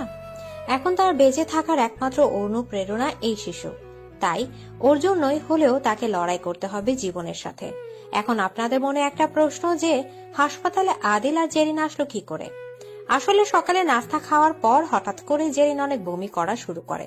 নিজেকে সামনে নিলেও শরীর আরো খারাপ হওয়া শুরু হয়, তাই আদিল কোনো উপায় না পেয়ে তাকে হাসপাতালে নিয়ে আসে। এভাবে 2 রাত 3 দিন চলে যায়। সকলের মধ্যে দ্বিধাদ্বন্দ্ব কাজ করছিল। আদিল, আমির আর জেরিন 3 জনের মাথাতেই 3টা ভিন্ন চিন্তা। জেরিনের চিন্তা ভাবনা তো আপনারা জেনেই গেছেন, বাকি 2 জনের ভাবনা না হয় পরে জানতে পারবেন। ওদিকে আমিরের বিয়ের ডেট ঠিক হয়ে গিয়েছে, 1 উইক পরেই বিয়ে। আদিল এই বিয়েতে অনেক হ্যাপি, কিন্তু জেরিনের লড়াই করার মতো হয় শক্তি নেই, শুরু থেকে তো এই পর্যন্ত কম কিছু তার সহ্য করতে হয়নি তাকে। হার কত। রাতে খাওয়া দাওয়া করে জেরিন বই পড়ছিল, এমন সময় হঠাৎ করে বাড়ির সব লাইট অফ হয়ে যায়। আর সার্ভেন্ট ছুটিতে আছে, আর আদিল ইম্পর্টেন্ট একটা কাজে বাইরে গিয়েছে। দূর, এমন সময় কারেন্ট যাওয়ার সময় হলো। ফোনের লাইট অন করতে যাবে, তখনই হঠাৎ নিচে কিছু একটা পড়ার শব্দ হয়, যা শুনে জেরিন অনেক ভয় পেয়ে যায়। আর তখনই তার হাতে থেকে ফোনটাও পড়ে যায়। আস্তে আস্তে করে জেরিন নিচে যেতে লাগে। হঠাৎ করে কিছু একটা সুগন্ধ তার নাকে এসে লাগে। হঠাৎ পারফিউমের মতো গন্ধ কি করে বের হলো? তাহলে কি শেষমেশ জিনের ধরবে আমাকে? জেরিন আর কিছু না বলে কান্না শুরু করে দেয়, কিন্তু হঠাৎ করে কিছু একটা তাকে পেছন থেকে টান দেয়, ফলে জেরিন এই জিনিসটার উপরে গিয়ে পড়ে। আল্লাহ বাঁচাও, ভূত! কিন্তু যার উপর জেরিন পড়ে গিয়েছে সে কোনো না কোনো বলে জাস্ট জেরিনকে বলে উস। আর এই বলেই একটা পকেট থেকে রুমাল বের করে জেরিনের মুখে ধরে। ব্যাস, জেরিন বেহুশ। জ্ঞান ফিরে আসার পর জেরিন চমকে ওঠে, কারণ সে যে আবারও আমিরের সাজানো জাহান নামে উপস্থিত। ঠিক প্রথম দিনের মতো আবারও সেই নেশালো চাহনি আর ডেভিল হাসি দিয়ে জেরিনের ঠিক সামনে চেয়ারে বসে আছে আমির। হাই বেবি গার্ল, এত ভয় পাচ্ছ কেন? হারিয়ে গিয়েছো বুঝি? আপনি আমাকে এখানে কেন ধরে নিয়ে এসেছেন? লাগলে তোমাকে বেশ লাগে, আমার এমন মেয়েই পছন্দ, কিন্তু এখানে আনায় এত ভয় কেন পাচ্ছ? তুমি না আমাকে ভালোবাসো? আমার বাচ্চার দোহাই লাগে, যেতে দিন দয়া করে আমাকে।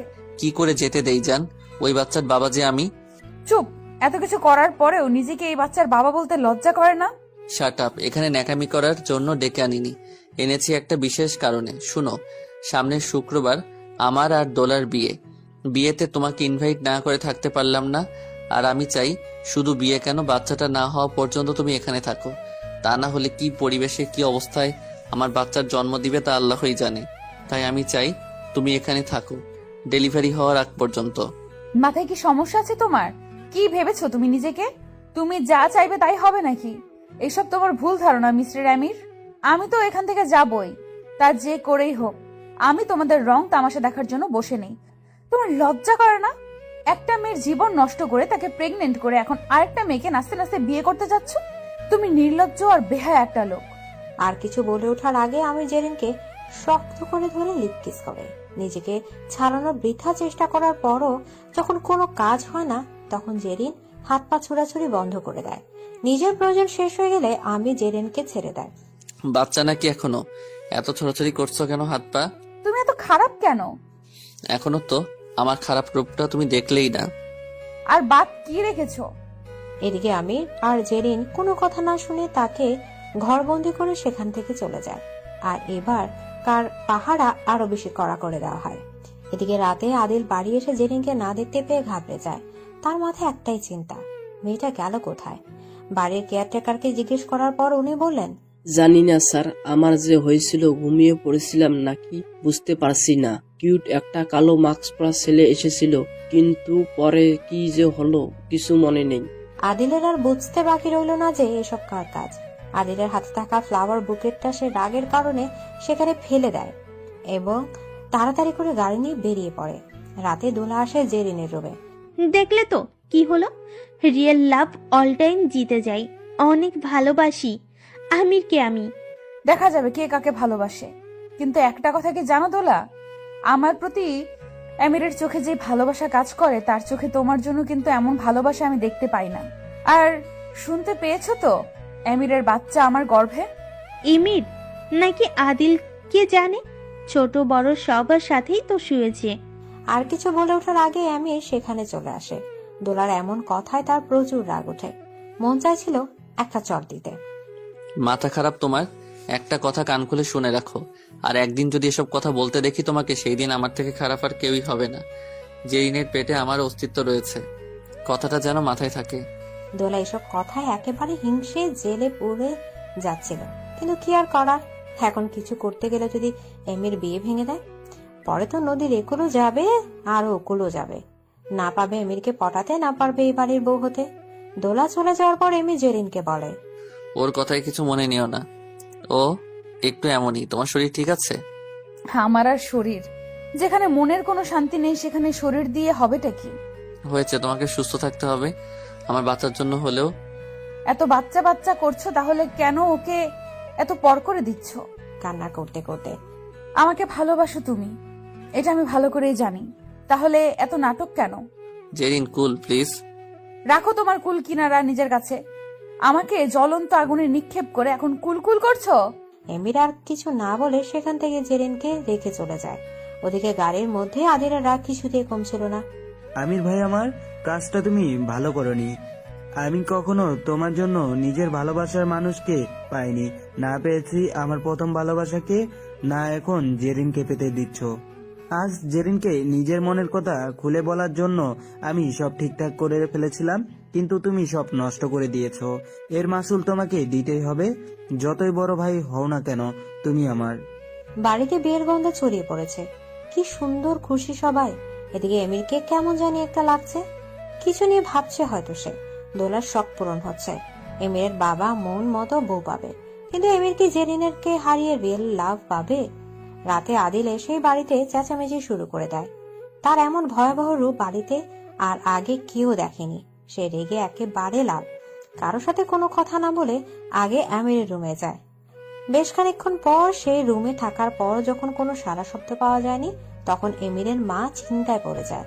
তাই সে তাড়াতাড়ি করে আমিরের রুমে যায়। এমিরও ভালোভাবে দরজা খুলে দেয়, কিন্তু রুমের ভেতর গিয়ে যে এমিরের মাকে এমন কিছু দেখতে হবে তা সে ভাবতে পারেনি। আমি কিছু বুঝতে পারছি না। এই তো তেরে গেলি নিজের ভাইয়ের রুমে, আর এখন দুই ভাইয়ের মুখেই হাসি। মা, আমি অনেক হ্যাপি, আর সবটা ভাইয়ার জন্য। কিরে এমির, কি হয়েছে? আদিল কি বলছে? তেমন কিছু না মা, আমি তো একটা সিদ্ধান্ত নিয়েছি শুধুমাত্র। কিসের সিদ্ধান্ত? ফ্রাইডে দুটো বিয়ে হবে। মানে কি? মানেটা আমি বলছি মা, ভাইয়া শেষমেশ আমার ইচ্ছা পূরণ করেছে। কি হয়েছে? ফ্রাইডে আমার আর জেরিনের বিয়ে হবে। কিন্তু এটা কিভাবে সম্ভব? কেন সম্ভব নয়? আমি জেরিনকে ভালোবাসি। কিন্তু ও তো প্রেগনেন্ট। হোক প্রেগনেন্ট, 10 বাচ্চার মা হলেও আমি ওকে বিয়ে করব। মানুষ কি বলবে? যেই মেয়ের সন্তানের বাবা বড় ভাই, সেই মেয়েকে শেষে ছোট ভাই বিয়ে করতে যাচ্ছে। দেখো মা, কেউ জানে না যে জেরিন প্রেগনেন্ট, শুধুমাত্র বাড়ির লোক ছাড়া। আর জেরিনের সাথে আদিলের বিয়ে হয়, তাহলে তো জেরিন তার বাচ্চাকে সারা জীবনের জন্যই দেখতে পারবে, কারণ ওই বাচ্চা আমার। তাই ও হওয়ার পরপরই ওকে আমি জেরিনের কাছ থেকে নিয়ে নিব। বাট ওদের বিয়ে হলে জেরিন তার বাচ্চাকে সবসময় কাছে পাবে। এমির বাবা, আমি জানি না তোমার মাথায় কি চলছে, বাট প্লিজ এমন কিছু করো না যে কারো ক্ষতি হয়। ডোন্ট ওয়ারি মম। জেরিনকে এসব জানিয়েছো? ও কি রাজি? এখনই জানাবো, বাট সে রাজি কিনা রাজি তাতে আমার কিছু যায় আসে না। আই ডোন্ট কেয়ার মম। ছেলের এমন কথায় আর কিছু বলার সাহস পান না আমিরের মা। মেয়েটার জন্য তার সত্যি মায় হচ্ছে। নিচে যদি তার কোনো মেয়ে হতো আর তার সাথে যদি এমন কিছু হতো, তাহলে কি এসব সে সহ্য করে নিত?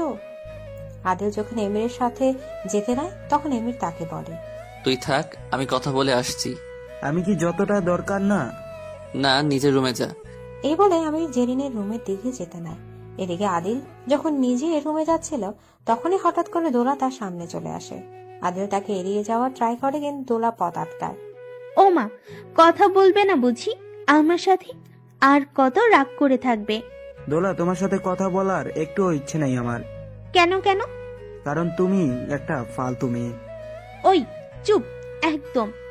এখন আর আমাকে এসব বলার কোনো অধিকার নেই তোমার, কারণ কাল বাদে পরশু তোমার বড় ভাইয়ের বউ হব আমি।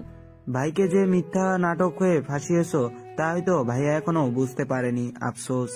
শোনো, এসব এখন আর বলে লাভ নেই।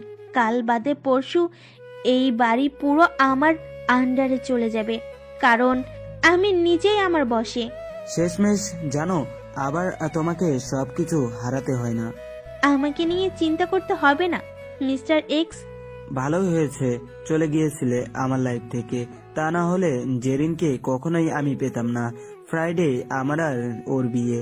বি কেয়ারফুল, তুমি আর তোমার হবু স্বামী দূরে থাকবে আমার থেকে। আর কি বললে?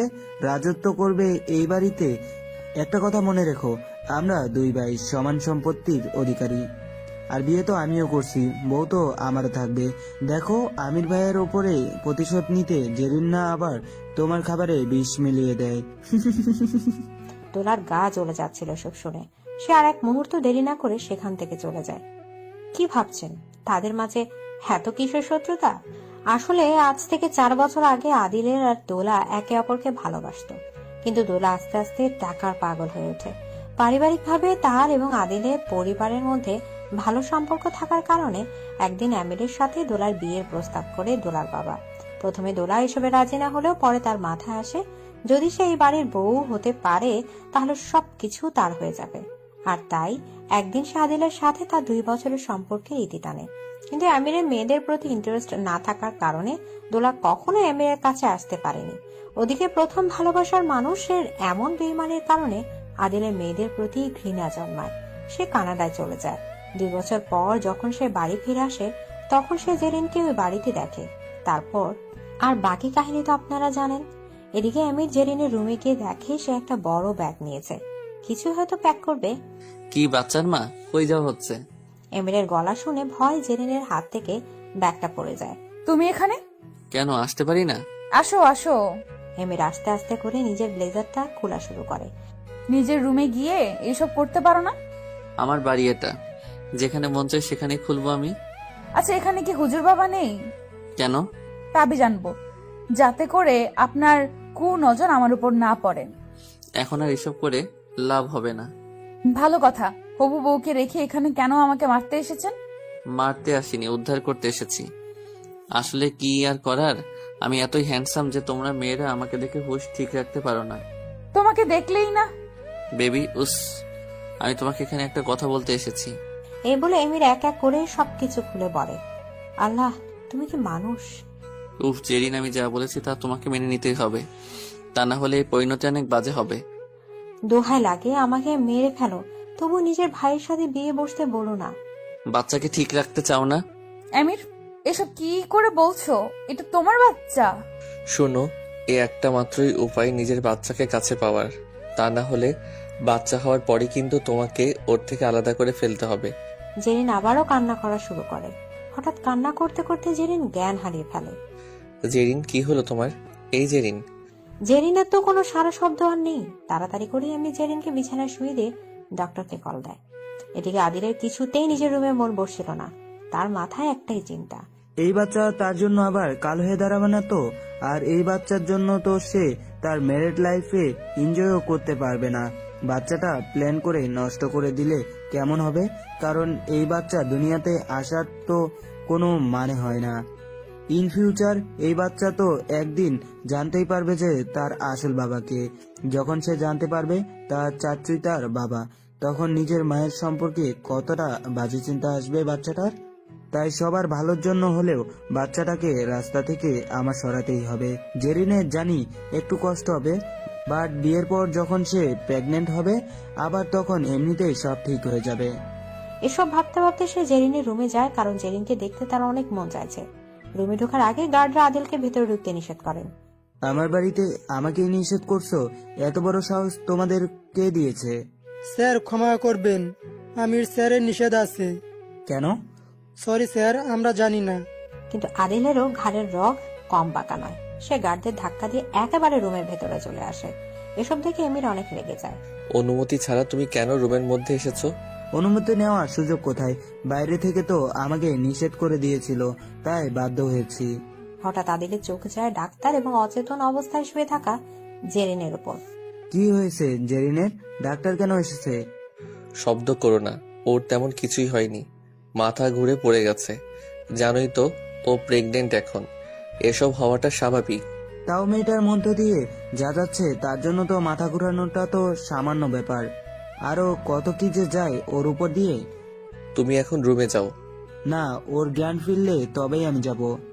শোনো, ওর গায়ে তুমি হাত দিবে না, ভুলেও না। ও কিন্তু এখনো আমার সন্তানের মা। আদিল চুপ করে থাকে না। আর শোনো, ওর জ্ঞান ফিরে আসলে আমাকে সাথে সাথে নক করবে। আরে বাবা, ঠিক আছে। এমির তার ক্লান্ত শরীর নিয়ে নিজের রুমে চলে যায়। জেরিনকে ভাবে তিলে তিলে শেষ হতে দেখে তো তার নিজেরও ভালো লাগছিল না। আমি এতটা খারাপ কি করে হয়ে যাচ্ছি? প্রতিশোধ তো আরো অনেকভাবে নেওয়া যেত, তাহলে আমি এত জঘন্য রাস্তা কেন বেছে নিয়েছি? আমি তোকে ভালোবাসি। এসব বলে এমির একের পর এক মদের বোতল শেষ করে দেয়। এমির জেরিনকে কষ্ট দিয়ে নিজেও হ্যাপি না। যতটা কষ্ট জেরিন পাচ্ছে তার চেয়ে 2 গুণ কষ্ট তাকে গ্রাস করছে। এত মদ খেয়ে নিয়েছে সে, এখন তাল ঠিক রাখতেও এমির হিমশিম খাচ্ছে। হঠাৎ করে দোলা তার রুমে আসে, কিন্তু এমিরের এসবে হুঁশ না থাকায় সে বুঝতে পারেনি। চোখে যেন সবকিছু উল্টাপাল্টা দেখছে সে। আমির, এ কি অবস্থা? এত ড্রিঙ্ক করেছো কেন ডার্লিং? তুমি এখানে কি করছো? ও মা, কেন? আমি বুঝি আসতে পারি না তোমার কাছে? আমরা 2 দিন পর বিয়ে করব, এখন তো আমি শুধুই তোমার। জান, আমার ভালো লাগছে না, আমি ক্লান্ত। জান, এতদিন ধরে ভালোবাসি তোমাকে, একদিনও আমাকে ছুঁয়ে পর্যন্ত দেখোনি, একটা কিছু করনি।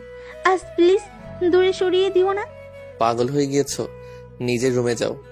আরে, আমার এমন কোনো জিনিসটা নেই যে তুমি জেরিনের কাছে যাও কিন্তু আমার কাছে আসো না।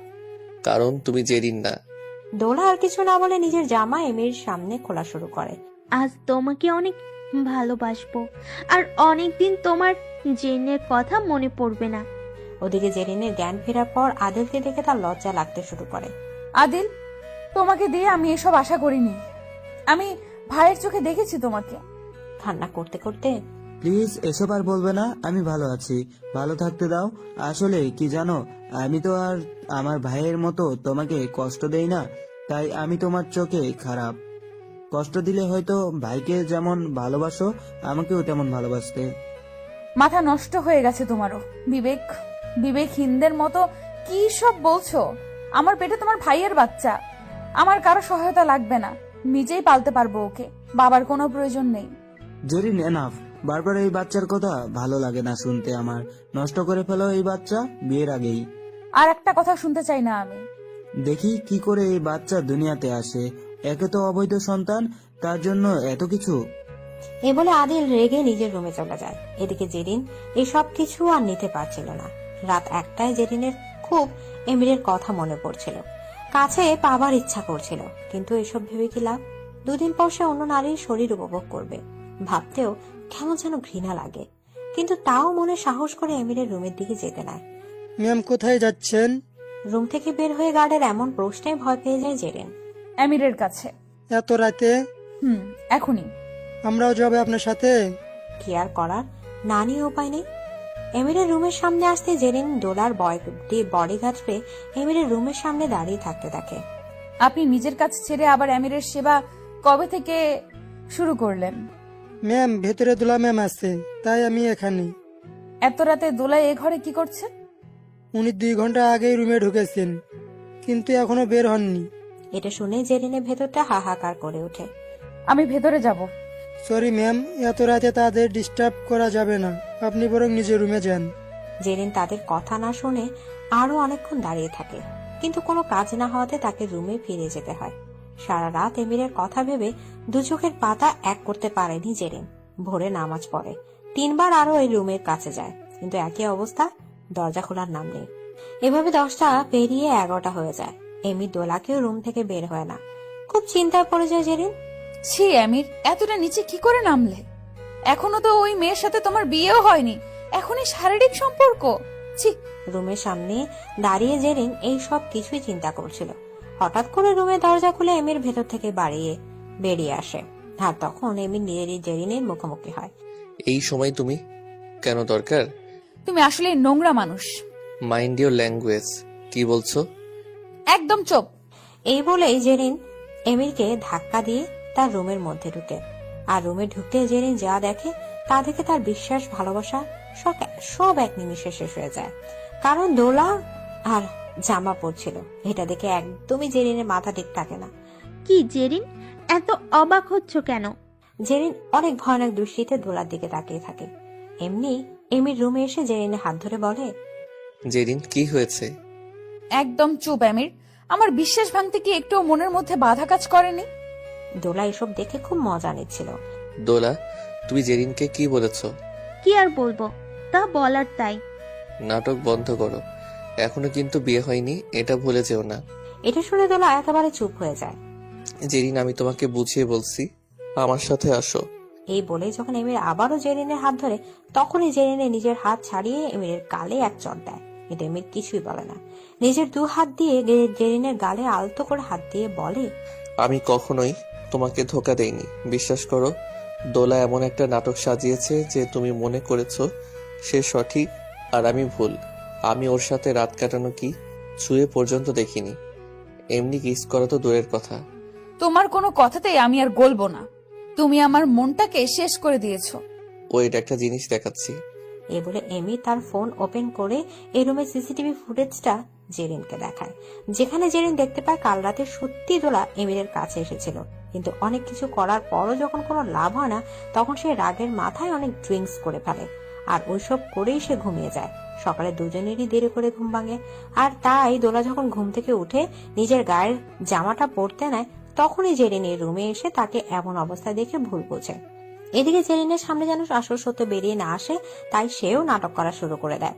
নিজের চোখের সামনে সব সত্য দেখার পর জেরিনে নিজের প্রতি অনেক লজ্জা করতে শুরু করে, তাই কোনো কথা না বলে সে তাড়াতাড়ি করে নিজের রুমে দৌড়ে চলে যায়। রুমে আসতে জেরিন একটা জিনিস ভাবতে লাগে, ছি না, জেনে শুনে কি না কি ভেবে বসলাম আমি। কিন্তু তখনই সেখানে এমি চলে আসে।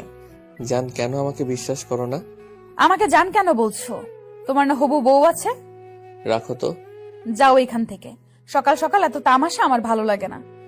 এখন তো আর যেতে পারবো না, কারণ তুমি যে আমাকে না জেনে শুনে ভুল বুঝেছো, তার বদলে তো তোমাকে আমার একটা কথা রাখতেই হবে, তা না হলে তো তুমি ক্ষমা পাবে না। এই বলে জেরিন এমিরকে কোলে তুলে নেয়। কি করছেন? ছাড়ুন। লজ্জা করেন আমাকে ছুতে? আজ বাদে কাল আপনার বিয়ে। বিয়ে তো, কিন্তু এখনো তো আর বিয়ে হয়নি, তাই এখনো অধিকার আছে। অন্যের বউ হলে তখন কি আর এসব করতে পারবো নাকি? এই বলে জেরিনকে সে পাগলের মতো কিস করা শুরু করে। বেচারি জেরিনের নিঃশ্বাস নেওয়ারও সুযোগ নেই, কিন্তু কি আর করার, এমিরকে দূরে সরাতেও ইচ্ছা করছে না তার। এমির যে শুধুই তার। আস্তে আস্তে এমির জেরিনের সব জামা কাপড় খুলে ফেলে। জেরিনও একই কাজ করে। দুজনের শরীর আদান প্রদানে মেতে ওঠে। 2 ঘন্টা পর এমির ক্লান্ত শরীর নিয়ে বিছানা শুয়ে পড়ে। জেরিন, একটা কথা কি জানো?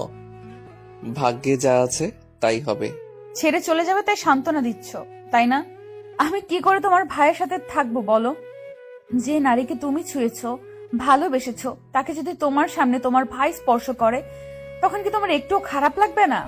এমির আর কিছু না বলে জেরিন কপালে চুমু দিয়ে নিজের ড্রেস পরে সেখান থেকে চলে যায়। কিছুক্ষণ পর যখন আদিল জেরিনের রুমে আসে, তার সাথে দেখা করার জন্য আসে, তখন সে অনেক অবাক হয়, কারণ ঘুমন্ত জেরিনের গায়ে একটা সাদা ব্ল্যাঙ্কেট ছাড়া আর কিছুই নেই। সারা রাত ঘুমাতে পারেনি বলে নিজের অজান্তে এমিরে যাওয়ার পর জেরিন ঘুমিয়ে পড়ে। জেরিনকে দেখে আর এমির বুঝতে বাকি থাকে না যে কি হয়েছে, তাই সে আবারও এমিরের কাছে যায়, কিন্তু গার্ডরা জানায় এমির একটা কাজে বাইরে গিয়েছে। রাগের মাথায় নিজের রুমে গিয়ে ভাঙচুর শুরু করে দেয় আদিল। জেরিন, এত ভালোবাসার পরও তোমার আমিরের কাছে কেন এত যেতে হবে? একটা প্রবলেম আছে যা আমাদের এক হতে কিছুতেই দিচ্ছে না, আর তা হলো এই বাচ্চা। আমাকে যে করেই হোক এই বাচ্চাটাকে শেষ করতেই হবে। হঠাৎ তার মাথায় একটা প্ল্যান আসে। তাড়াতাড়ি সে দোলার কাছে যায়। তোমার একটা সাহায্যের প্রয়োজন। ও মা, আমার এক্স নাকি? প্লিজ, এখন এসব বলার সময় না। শোনো, তুমি কি চাও না জেরিন আর আমির একে অপরের থেকে আলাদা হয়ে যাক? চাই তো, কিন্তু কোনো কিন্তু নেই। একটা কথা ভালো করে শোনো, এই বাচ্চা হলে কিন্তু কোনোদিনও আমির আর জেরিনকে আলাদা করতে পারবে না। আর আমার যে ভাই, ওকে তুমি চিনো না। কিন্তু ও তো আমাকে কথা দিয়েছে আমাকে বিয়ে করবে। ইস, রাখো তো। তোমার সাথে যেদিন ফার্স্ট ডেট করেছিলাম সেদিন আমারও তো একে অপরের কথা দিয়েছিলাম যে আমরা একদিন বিয়ে করব, সংসার হবে আমাদের। রাখা হয়েছে কি সেই কথা? আদিল, শোনো দোলা, সব কথায় না বিশ্বাস করতে হয় না, আর আমি যা বলেছি তা একটু মাথায় রেখো। এই বলে আদিল চলে যায়। আসলে আদিল দোলার দ্বারা নিজের রাস্তা ক্লিয়ার করে নিতে চাইছিল। রাতে এমির এসে বাড়ির সব মানুষকে একত্রে জড়ো করে এবং বলে, আমি বিয়ের কিছু নীতিমালা তৈরি করেছি যা সবাইকে মানতে হবে। প্রথমত, বিয়েটা হবে একেবারে ঘরোয়াভাবে, আর বাসর ঘরে যাওয়ার আগ পর্যন্ত কেউ নিজের বউয়ের মুখ দেখতে পারবে না। বিয়েটাকে একটু ইন্টারেস্টিং করার ট্রাই করছি। দরকার কি ভাইয়া? আমার দরকার আছে, আর তুই কথা না বললেই হ্যাপি হব। কারণ ভুলে যাস না, আমি কিন্তু তোর সাথে জেরিনের বিয়েটা দিচ্ছি। শোনো, এমনিতেই ওর আর আমার বিয়েটা হয়েই যেত, কারণ তুমি ওকে অনেক কষ্ট দিয়েছো, আমি না। এটা ভুলে যেও না। আরেকটা নারীর ভিতরে থাকা কষ্টগুলো যে কতটা ভয়ানক প্রতিশোধে পরিণত হয় তুমি জানো না। পরশু বিয়ে, আমি এখন আর কোনো ঝামেলা চাই না। রাতে আদিলের অনেক মন খারাপ ছিল, তাই সে ছাদে গিয়ে মদ খেতে লাগে। তখন হঠাৎ সেখানে দোলা আসে। দোলা, তুমি এখানে? ভালো লাগছে না, একটা কথা বলবো? আমি পরশুই ঠিক আমিরকে পেয়ে যাব, আর তুমি তো জেরিনকে পেয়ে যাবে। কিন্তু দেখো না, আমাকে আমির লাভ করে না। তোমাকে জেরিন কতই না ভালো হতো যদি আল্লাহ সবার ভাগ্যে নিজের ভালোবাসার মানুষকে রাখতো। কিন্তু আমার মনে হচ্ছে কি জানো, আমি না আমিরকে মন থেকে ভালোবাসিনি। আসলে সত্যি বলেছিলে, সম্পত্তির লোভ আমাকে শেষ করে দিয়েছে। না পেলাম ভালোবাসা, না হতে পারলাম কারোর ভালোবাসা। সত্যিই বলেছ, জেরিনও আমাকে একটুও ভালোবাসে না। কথায় আছে, মন থেকে যে ভালোবাসার সৃষ্টি হয় তার বিচ্ছেদ করানো সহজ নয়। জেরিন আমার বউ হলেও আমি হ্যাপি হতে পারবো না। কারণ কি জানো? কারণ সে আমাকে না, আমার ভাইয়াকে মন থেকে ভালোবাসে। এখন মনে হচ্ছে আমরা অতীতে একটা বড় ভুল করে ফেলেছি। আমরা না, বলতে গেলে আমি নিজের পায়ে নিজেই কুড়াল মেরেছি। শুনো, অতীতের ভয়ঙ্কর স্মৃতি আমি অনেক আগেই নিজের জীবন থেকে মুছে ফেলেছি। কিন্তু এর মানে এই নয় যে আমি তোমাকে ভালোবাসিনি। সত্যি আমি তোমাকে নিজের জীবনের থেকেও বেশি ভালোবাসতাম। কিন্তু এটা ভুলে যেও না, সেই দিন তুমি নিজের ভুল স্বীকার না করে আমাদের সুন্দর সম্পর্কটাকে নষ্ট করে দিয়েছিলে। আমি জানি আমি সেই দিন ভুল করেছি, সেই ভুলের কখনো কোনো ক্ষমা হয় না। কিন্তু আমি আমার ভুল থেকে একটা শিক্ষা ঠিকই গ্রহণ করেছি, আর তা হচ্ছে লোভে পড়ে সঠিক মানুষকে হারানোর যন্ত্রণা, ভয়াবহতা। চলো নিচে চলো, এখানে থাকলে আমার শরীর খারাপ হয়ে যাবে। তুমি তো অন্য একটা মেয়েকে লাভ করো, তাহলে আমাকে নিয়ে চিন্তা করো কেন? দোলা প্লিজ, আমি কেমন তা তুমি ভালো করে জানো। রাতে দোলা আর আদিল দুজনে বিয়ে নিয়ে চিন্তায় পড়ে যায়। একটা ভুল সিদ্ধান্ত যদি জীবন তাদের সকলেরই জীবন নষ্ট করে দেয়, তখন কি হবে? এভাবেই বিয়ের দিন চলে আসে। আজ তাদের বিয়ে, অথচ এমির বাদে সবারই মন খারাপ। জেরিনের মনে একটাই ভয়, আর তা হলো এমিরকে অন্যের হয়ে যাওয়া। আর আদিল আর দোলা পড়ে আছে অতীতে করা ভুল নিয়ে। বিয়ের সময় জেরিন কিছুতেই কবুল বলতে চাইছিল না, কারণ সে এসব মেনে নিতে পারছিল না। কিন্তু এমির তাকে আগেই বাধ্য করেছিল, বাচ্চা হারানোর ভয় দেখিয়ে। কোন রকমে তাদের বিয়ে ঠিক মতো হয়ে যায়। আজ রাতে কে নিয়ে কত আশা, কত প্ল্যান ছিল আদিলের, কিন্তু এখন আর এইসব কিছুই হচ্ছে না। কারণ সে জানে জেরিন তাকে এমনিতেও মেনে নেয়নি। কেন জানি দোলার কথা খুব মনে পড়ছে। সব কি বলতে যাওয়া সম্ভব না? মনে হয় না এমন কিছু হবে। দুই ভাইয়ের বাসর ঘর অনেক সুন্দর করে সাজানো হয়েছে। দুই ভাইয়ের রুমে তাদের দুই বউ। কারোরই মন ভালো নেই, কারো চোখে শত্রু আর কারো মনে কষ্ট। ওদিকে আদল বাসর ঘরে না গিয়ে ছাদে চলে যায়। এই খবর যখন এমিরের কাছে যায়, তখন সেও ছাদে যায়। কিরে ভাইয়া, তোর তো খুশির দিন আজ, তাহলে তুই এখানে কেন? তুইও তো আজ জেরিনকে পেয়েছিস, তাহলে তুই এখানে কেন? আমি কখনোই খুশি হতে পারবো না রে ভাই। জেরিন আমাকে না, তোমাকে ভালোবাসে, এটা আমি বুঝতে পেরে গিয়েছি।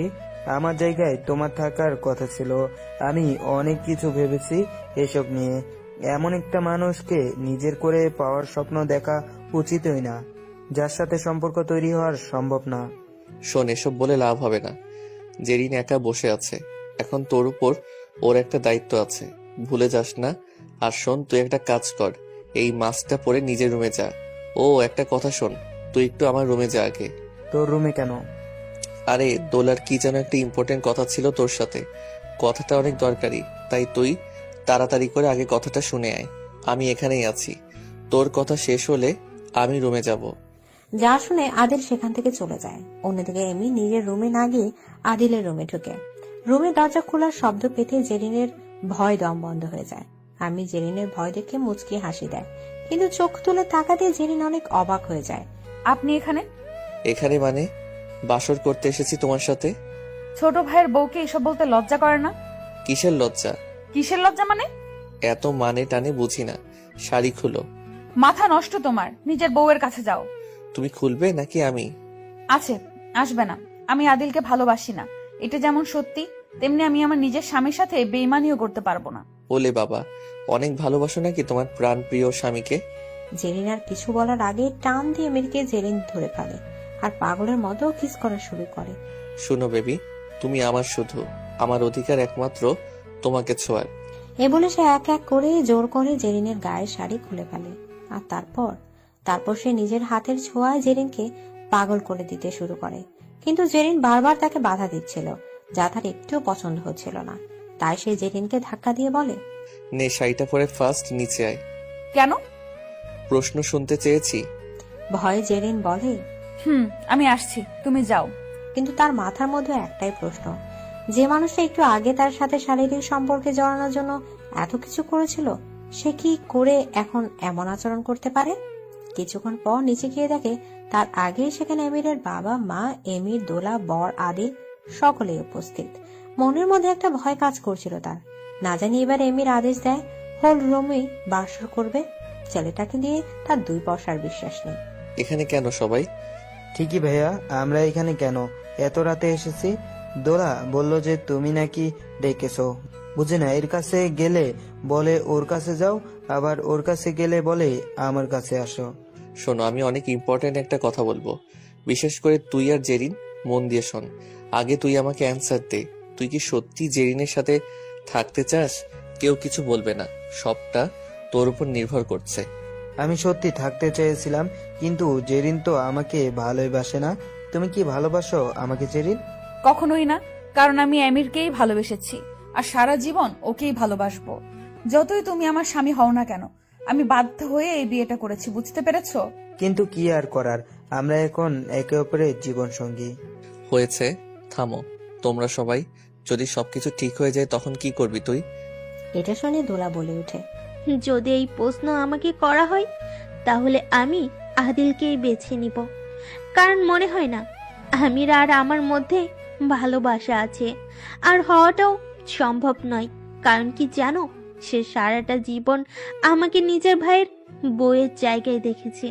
যাক, এত নাক ঘুরিয়ে বলেই দেওয়া যাক, আসলে সবার বিয়ে তো ঠিকই হয়েছে, কিন্তু একটাও সত্য বিয়ে না।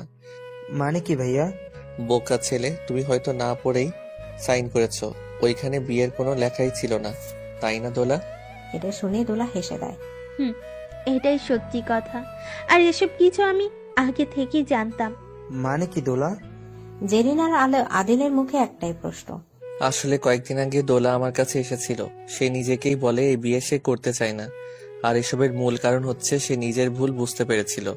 সে চায়নি একটা মানুষকে ঠকিয়ে অন্য একটা মানুষকে এভাবে বিয়ে করতে, এতে করে কারো জীবনে সুখ আসবে না। আর সে আমাকে বারবার একটা রিকোয়েস্ট করেছিল, আদিল যেন আমাকে নিজের লাইফে আবার অ্যাকসেপ্ট করে নেয়, হয়তোবা সেটাই আমার জন্য বেস্ট অপশন হবে। আর সেদিন আমার মাথায় একটা প্ল্যান আসে। আসলে আমি আগে থেকেই চাইছিলাম যেন কোনো একটা কিছু পরে যেই দিন থেকে প্রতিশোধ নেওয়া যাক, আর তাই তাকে কষ্ট দেওয়ার জন্য শুধুমাত্র আমি দোলার সাথে বিয়ে করতে রাজি হয়ে গিয়েছিলাম। কিন্তু আমি নিজেও দোলাকে তোমাকে একদমই পছন্দ করি না, তাকে সবসময় নিজের বোনের চোখে দেখতাম। তাই আমি দোলাকে বলি, তুই যদি আদিলকে নিজের লাইফে ফিরে পেতে চাও তাহলে আমার কথা মতো কাজ করতে হবে। সে কোনো দ্বিধাবোধ করেনি, আর তারপর থেকে আমাদের প্ল্যান অনুযায়ী কাজ শুরু হয়ে যায়। এত তাড়াতাড়ি যে বিয়েটা করে ফেলবো এসব আমার মাথায় আগে আসেনি। কিন্তু আমি শুধুমাত্র একটা জিনিসই জানতে চেয়েছিলাম, আদৌ কি আদিল এবং জেরিন নিজেদের রিয়াল ভালোবাসার মানুষকে বুঝতে পারে কিনা। কিন্তু আমি ভাবতে পারিনি যে জেরিনকে শুধুমাত্র আদিল আবেগ দিয়ে বিয়ে করতে চেয়েছিল। আমি আদিলকে নিজের জায়গায় কল্পনা করি, যেমন আমি রাগের মাথায় দোলাকে বিয়ে করার সিদ্ধান্ত গ্রহণ করেছি, তেমনি আদিল ও দোলাকে দেখানোর জন্য জেরিনকে বিয়ে করার মতো পরিস্থিতিতে চলে এসেছিল।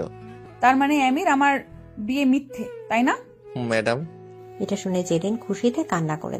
তুমি কি করে ভাবলে আমি তোমার জায়গায় অন্য কাউকে বসাবো? এটা কখনোই সম্ভব না। আমি তো দেখতে চেয়েছিলাম আসলে তুমি আমাকে ভালোবাসো কিনা। কোন কথা দিয়ে? তোমার সাথে একটা মানুষকে তো কত ভাবেই পরীক্ষা করা যায়, এত বেশি সিরিয়াস জঘন্য উপায় কেন বেছে নিলে তুমি? হয়েছে হয়েছে, আমার উপর আর রাগ করে থেকো না। এমনিতেও এটা আমাদের রাগ করার সময় না। আর শোনো, কাল তোমার আর আমার সুন্দরভাবে আয়োজন সহকারে বিয়ে হবে। আর আরেকটা কথা কি জানো, বাবা কিন্তু এই বিষয় সম্পর্কে জানতো, কিন্তু তারাও তোমাকে বুঝতে দেয়নি। এটা শুনে আদিল এবং জেরিন দুজনে তাদের বাবা মার দিকে অবাক জিনিসের তাকায়, আর বাবা মা তাদের দিকে তাকিয়ে মুচকি হাসি দেয়। তখনই দুলা বলে, উঠে সবার তো সবকিছু ঠিক হয়ে গেল, আটকা পড়ে আছি আমি আর আদিল, আমাদের কিছুই হবে না। এটা শুনে তাদের মা বলে, শোনো, একটা সম্পর্ক তোমার এবং আদিলের বিষয়ে। তোমরা যদি নিজেদের মাঝের সকল ঝামেলা ভুলে গিয়ে আবারও এক হতে চাও তাহলে আমাদের কোনো আপত্তি নেই। আমরা সাদরে তোমাদেরকে গ্রহণ করে নেব। কিন্তু একটা কথা সারা জীবন মনে রাখবে, যে কোনো পরিস্থিতি আসুক না কেন জীবনেও নিজের ভালোবাসার মানুষের হাত ছাড়া যাবে না। আজ না হয় তোমার লাইফে সব ভুল ঠিক হয়ে গিয়েছে, কিন্তু পরবর্তীতে তো এমনটা নাও হতে পারে। এটা শুনে দোলা অনেক লজ্জা বোধ করে, কারণ সবকিছু তো আর লোভের কারণে হয়েছিল। সরি জেরিন, তোমাকে আমি অনেক কষ্ট দিয়ে ফেলেছি, আমাকে পারলে ক্ষমা করে দিও। আসলে ভাইয়া ঠিকই বলেছিল, ভালোবাসার মানুষ যখন কষ্ট দেয় তখন একটা মানুষ রাগের মাথায় যে কোনো সিচুয়েশন না বুঝে সিদ্ধান্ত নিয়ে নেয়। তাও তো ভালো, আমাকে আর পস্তাতে হয়নি। দোলা এসব শুনে কোনো কথা বলে আদিলের হাত ধরে বলে, will you marry me? Adil এটা শুনে খুব খুশি হয় যে দোলা নিজ থেকে তাকে বিয়ের জন্য প্রস্তাব দিয়েছে। আর শুধুমাত্র সেই নয়, বরং সকলে খুশি হয়ে যায়। আদিল আর কোনো কথা না বলে দোলার প্রস্তাবে রাজি হয়ে যায়। আর এতে করে বাড়িতে সকলের মনে আনন্দের বন্যা বয়ে যায়। একসাথে দুটো আনন্দ পেয়ে সকলে অনেক খুশি হয়ে যায়। কাল তাদের বিয়ে, খুব সুন্দরভাবে এবার তাদের বিয়ে হবে। সকলের মনের ইচ্ছা পূরণ হবে, সকলে নিজের ভালোবাসা মানুষকে পাবে। সব ঠিকঠাক হয়ে গেলে মা, বাবা, এমি, জেরিন, আদিল, দোলা সকলকে নিজ নিজ রুমে যেতে। মা, কাল তো বিয়ে হবেই, আমি একটু দোলার কাছেই না হয় থাকি। রুমটা এত সুন্দর করে সাজানো হয়েছে, এত কষ্ট কি করে বৃথা যেতে দেই বলো? মার খাবি তুই। না মা, যাচ্ছি। এমির আর কিছুই বলে না।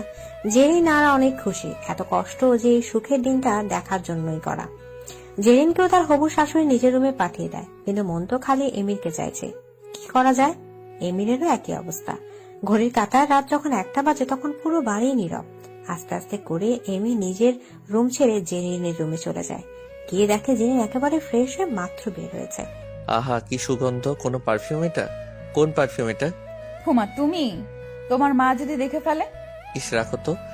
এই বলে সে নিজেকে নিজের দিকে জেরিনকে টান দেয়। আজ আমাদের ভালোবাসা পূর্ণতা পাবে। যাই করো বা কেন, আজ আর ছাড়ো ছাড়ো করো না প্লিজ। একদিন তো শান্তিতে একটু আদর করতে দাও আমাকে। এই যাও তো, কোনো আদর হবে না। আগে আমার কিছু প্রশ্নের আনসার দাও তো জান। কি? তুমি দোলার সাথে ইটিস পিটিস করনি তো? হাই, সি সি সি, নিজের বাচ্চার বাবাকে কেউ এসব জিজ্ঞেস করে? ওয়েট, মজা বোঝাচ্ছি। আরে ছাড়ো প্লিজ, কথা এখনো শেষ হয়নি। কিন্তু এমি জেরিনকে বলে, এই শোনো, তখন অনেক কষ্ট করে তোমার জামাগুলো খুলেছি, এখন আর পারবো না। এখন থেকে নিজেই সব খুলে রেডি থাকবে। দাঁড়াও, তোমার রেডি থাকাচ্ছি। এই বলে জেরিন এমিরের ঠোঁটে চুমু খেতে লাগে। আচ্ছা জান, আমাকে যদি এত ভালোবাসো তাহলে এত নাটক কেন করলে? এত নাটক না করে তুমি আমার ভালোবাসার কদর বুঝতে না। মানুষ কাউকে হারালেই তার মর্ম বুঝতে পারে। তোমার বেলাতেও তাই হয়েছে। আজ দেখে একটা নাটকের জন্য 4টা মানুষের জীবন পরিপূর্ণ। আদিলও তার ভুল বুঝতে পেরেছে, দোলারও সেম দশা। জানো আমি আদিলকে কি বলেছিলাম? কি গো? বলেছিলাম দোলা তোকে ডাকছে। সে আসলে এসবের কিছুই বুঝতে পারেনি, আর দোলাও জানতো না যে আদিল তার সাথে এমন একটা সময় দেখা করতে আসবে। আমি জাস্ট দোলা আর আদিলকে কথা বলার সুযোগ করে দিয়েছিলাম। কত নাটক রে বাবা। বাই দ্য ওয়ে, তুমি কি অ্যাক্টর নাকি আবার? না, আমি তো তোমার গল্পের ভিলেন হয়েও নায়ক। আমি ভাগ্যে বিশ্বাসী ছিলাম, আমার ভালোবাসা সত্য ছিল, তাই আজ এত সুখ। কিন্তু তুমি যতগুলো কষ্ট দিয়েছো না, সব মনে আছে। একে একে সবগুলো ফিরিয়ে দেব। যাই করো না কেন, কোনো বিয়ের নাটক করো না প্লিজ।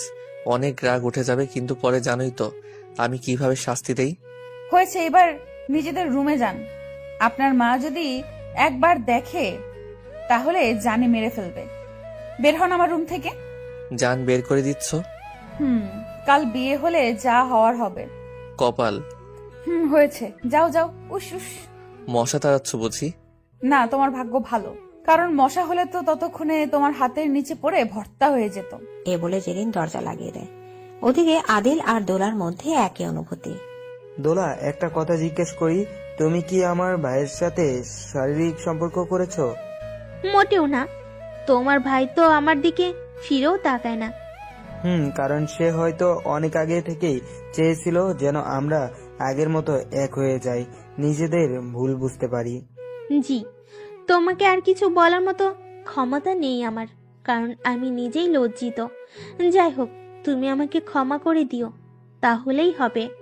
ক্ষমা করতে পারি, তবে একটা শর্ত আছে। আচ্ছা, তোমরা দুই ভাই এমন কেন? সব কিছুতেই শর্ত রাখো। এই যে ম্যাডাম, এত কিছু শুনতে চাইনি, শর্ত রাখবেন কিনা সেটা বলুন। যদি পারি তাহলে ঠিকই রাখবো, রাখবো না কেন? আরে ডোন্ট ওয়ারি, তুমি ঠিকই পারবে। তুমি কাছে আসছো কেন? আমি কিন্তু তোমার মতিগতি ঠিক বুঝতে পারছি না। একদম চুপ শোনা, এটা 1-2 দিনের চাওয়া পাওয়া নয়, বরং কয়েক বছরের জমানো আকাঙ্ক্ষা। এই না না, বলছি প্লিজ, কাল তো বিয়েই। কিন্তু কে শুনে কার কথা? সকাল হয়ে উঠতেই নতুন একটা জীবন শুরু হয়। হ্যাঁ, এই জীবনটার জন্য তো সকলে এত অপেক্ষা করেছিল। পুরো বাড়ি ফুল দিয়ে ডেকোরেশন করা, ফুলের গন্ধ সবটা ছড়িয়ে গিয়েছে। দুই ভাইয়ের আজ একসাথে বিয়ে। খুব তাড়াতাড়ি ঘর আলো করে নতুন সদস্য এই বাড়িতে আসবে। এর থেকে খুশি চায় এমির আর আদিলের বাবা মা।